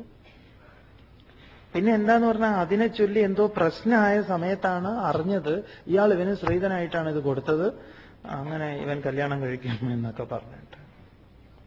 രസം ബോംബെയിലൊക്കെ എന്ന് പറഞ്ഞാൽ അവിടെ ഒന്ന് നിന്ന് തിരിയാൻ ഒരു ഈ ചോപ്പടപ്പട്ടി ചാല എന്നൊക്കെ പറഞ്ഞിട്ടുള്ള ഇതുണ്ടല്ലോ. വളരെ രസകരമായിട്ടുള്ള ഒരു തമാശയുണ്ട്. ബോംബെന്ന് ഒരു ഗുഡ്സ് വാഗണില്, ഗുഡ്സ് ട്രെയിൻ ഇതിലെ ഒരു നായ അറിയാതെ കയറിപ്പോയതാ. മത്സ്യം വിൽക്കുന്ന ഇതാണ്. അതിന്റെ അകത്ത് ഈ നായ പെട്ടു. അവിടുന്ന് ഇത് അടയ്ക്കുന്ന സമയത്ത് അതിന്റെ വാതിൽ അങ്ങോട്ട് അടച്ചിട്ട് അവര് വിട്ടു. ഗുഡ്സ് പോയി. ഇത് അതിന്റെ ഉള്ളിൽ പെട്ടു. 3 ദിവസം കഴിഞ്ഞപ്പോഴാ ഇത് നമ്മുടെ നാട്ടിലെത്തുന്നു. നാട്ടിലെത്തി അവരിത് തുറന്ന സമയത്ത് സാധനം ഡംപ് ചെയ്യാൻ വേണ്ടി തുറന്നു. അതിന്റെ ഉള്ളിൽ എന്തോ മത്സ്യത്തിന്റെ ചില്ലറ സാധനങ്ങളൊക്കെ ഉണ്ടായിരുന്നു. തുറന്ന സമയത്താണ് ഇവൻ ജീവനും കൊണ്ട് ഒരൊറ്റ ചാട്ടം പുറത്തേക്ക് ചാടിയ സമയത്ത് അവിടെ കുറെ സിൽബന്തി നായകളുണ്ട്, വേറെ തെരുവിലെ നായകൾ. ഇത് കുരയ്ക്കാൻ തുടങ്ങി. അപ്പൊ അവനും കുരച്ചു. അവൻ കുരച്ചത് മറാഠിയിലാണ്, മഹാരാഷ്ട്രയിലായതുകൊണ്ട്. ഇവരിവിടെ മലയാളത്തിലാണ് കുരച്ചത്. അപ്പം ഇതുപോലെ പണ്ട് വന്ന ചില കാരണവന്മാര് നായ്ക്കൾ ഇവിടെ ഉണ്ട്. അവർക്ക് മറാഠിയും മനസ്സിലായി. അവർക്ക് തോന്നിയോ ഇത് പണ്ട് എനിക്കും പറ്റിയത് അതുപോലെ. അതുകൊണ്ട് ഈ കാരണവർ പറഞ്ഞു, ദാതയായിട്ടുള്ള ഇവിടുത്തെ നായ പറഞ്ഞു, കുഴപ്പമൊന്നും ഉണ്ടാക്കണ്ട, നമ്മുടെ ആള് തന്നെയാണ്, അവനെ വെൽക്കം ചെയ്യാൻ പറഞ്ഞു. അതിഥി ദേവോ ഭവ മന്ത്രം പറഞ്ഞോളാൻ പറഞ്ഞു. അപ്പൊ ഇവര് അതിഥി ഓ പറഞ്ഞിട്ട് അപ്പം കാര്യം മനസ്സിലായി എന്ന് പറയാം. അപ്പം എന്താ ഇവിടുത്തെ നായ്ക്കളുടെ ഇതാണല്ലോ, ഇവരിങ്ങനെ വാലാട്ടാൻ തുടങ്ങി. ഇങ്ങനെ വാലാട്ടം. അപ്പൊ നമ്മുടെ ബോംബെ നായ ഇങ്ങനെയാ വാലാട്ടുന്നത്. അപ്പൊ അവര് ചോദിച്ചു ഇതെന്ത് പറ്റി ഇവന്? അപ്പൊ ചോദിച്ചു എന്താണെന്ന്. അപ്പൊ പറഞ്ഞു ഞാൻ അവിടെ 1 റൂം കിച്ചണിലാന്ന് പറയാം. എനിക്ക് ഇങ്ങനെ ആട്ടാനുള്ള സ്പേസ് അവിടെ ഇല്ല, അതുകൊണ്ട് ഞാൻ ഇങ്ങനെ ആട്ട. പക്ഷെ ഞാൻ ആട്ടുന്നുണ്ട്, അതാണ് കാര്യം. ഞാൻ വാലാട്ടൽ നിർത്തിയിട്ടില്ല എന്ന് പറയാം. ഞാൻ ആട്ടും, ഇങ്ങനെയാണെങ്കിലും ഞാൻ ആട്ടിക്കൊണ്ട്. ഇവിടെ നിങ്ങൾക്ക് ഇഷ്ടംമാതിരി സ്പേസാണ്. നമ്മൾ അങ്ങനെയല്ല, നമ്മുടെ എല്ലാ ആനന്ദവും പോവും. ഏന കേനചിത് സന്തുഷ്ട. ഒരു പ്രകാരത്തിലും നമ്മുടെ ശാന്തിയെ, സമാധാനത്തെ, അതിനെയൊന്നും കളയാൻ ഈ വിശ്വത്തിൽ ഒന്നിനും സാധ്യമല്ല എന്ന് പറയാം. ഭഗവാൻ അധ്യായത്തെ ഉപസംഹരിക്കുന്നു. യേതു ധർമ്യാമൃതമിദം യഥോക്തം പര്യുപാസതേ ശ്രദ്ധാനാമത്പരമാഃ ഭക്താസ്തേതീവ മേ പ്രിയാഃ. ഓം തത്സത്. ഇതി ശ്രീമദ്ഭഗവദ്ഗീതാസുപനിഷത്സു ബ്രഹ്മവിദ്യായാം യോഗശാസ്ത്രേ ശ്രീകൃഷ്ണാർജുന സംവാദേ ഭക്തിയോഗോ നാമ 12ോऽധ്യായഃ. യേതു ധർമ്യാമൃതമിദം യഥാ ഉക്തം പര്യുപാസതേ ശ്രദ്ധാനാഃ മത്പരമാഃ ഭക്താഃ തേ അതീവ മേ പ്രിയാഃ. ഭഗവാൻ പറയുന്നു, യേതു യാതൊരുവനാകട്ടെ, യാതൊരുത്തരാകട്ടെ, യൗ യേ ബഹുവചനാണെന്ന് പറയാം. ആരൊക്കെയുണ്ടോ അവരൊക്കെ യഥാ ഉക്തം എപ്രകാരം എന്നാൽ പറയപ്പെട്ടിട്ടുള്ള, എന്താണ് ഭഗവാൻ തന്നെ പറയണു, ഇതം ധർമ്യാമൃതം. ഇതെന്താണ്? ധർമ്മപ്രാപ്യമായ മോക്ഷ സാധനത്തെ, മോക്ഷത്തെ പ്രദാനം ചെയ്യാൻ പോകുന്നതാണ് ഞാൻ ഈ പറഞ്ഞത്. ധർമ്മ്യം എന്ന് പറഞ്ഞാൽ ധർമ്മേണ പ്രാപ്യ ഇതി, ധർമ്മം കൊണ്ട് പ്രാപിക്കേണ്ടുന്നത്, ഭക്തിയെക്കുറിച്ച് പറയുന്നതാണ്. ഞാൻ പറഞ്ഞിട്ടുള്ള ഈ കാര്യം എന്താണ്? ധർമ്മപ്രാപ്യമായിട്ടുള്ള മോക്ഷസാധനമാണ്. അതിനെ ശ്രദ്ധധാനാഹ, അതിലാർക്കാണ് ശ്രദ്ധയുള്ളത്? മത് പരമാഹ, പരമമായി എന്നെ കരുതിയിട്ടുള്ളത് ആരാണ്? ആരാണ് അങ്ങനെ പര്യുപാസത്തെ, പ്രകർഷേണ ഉപാസത്തെ, നല്ലവണ്ണം ഉപാസിക്കുന്നത്? തേ ഭക്താഹ, ആ ഭക്തന്മാർ, മേ എനിക്ക് അതീവ പ്രിയാഹ, എനിക്ക് അങ്ങേയറ്റം പ്രിയപ്പെട്ടവരാണ്. അങ്ങേയറ്റം എന്റെ പ്രിയപ്പെട്ടവരാണ്. ഇത് കേട്ട് അർജുനൻ കാര്യങ്ങളൊക്കെ മനസ്സിലാക്കിയിട്ട് അടുത്തൊരു ചോദ്യം ചോദിക്കുക. ഈ അധ്യായമല്ല, അടുത്ത അധ്യായത്തിൽ.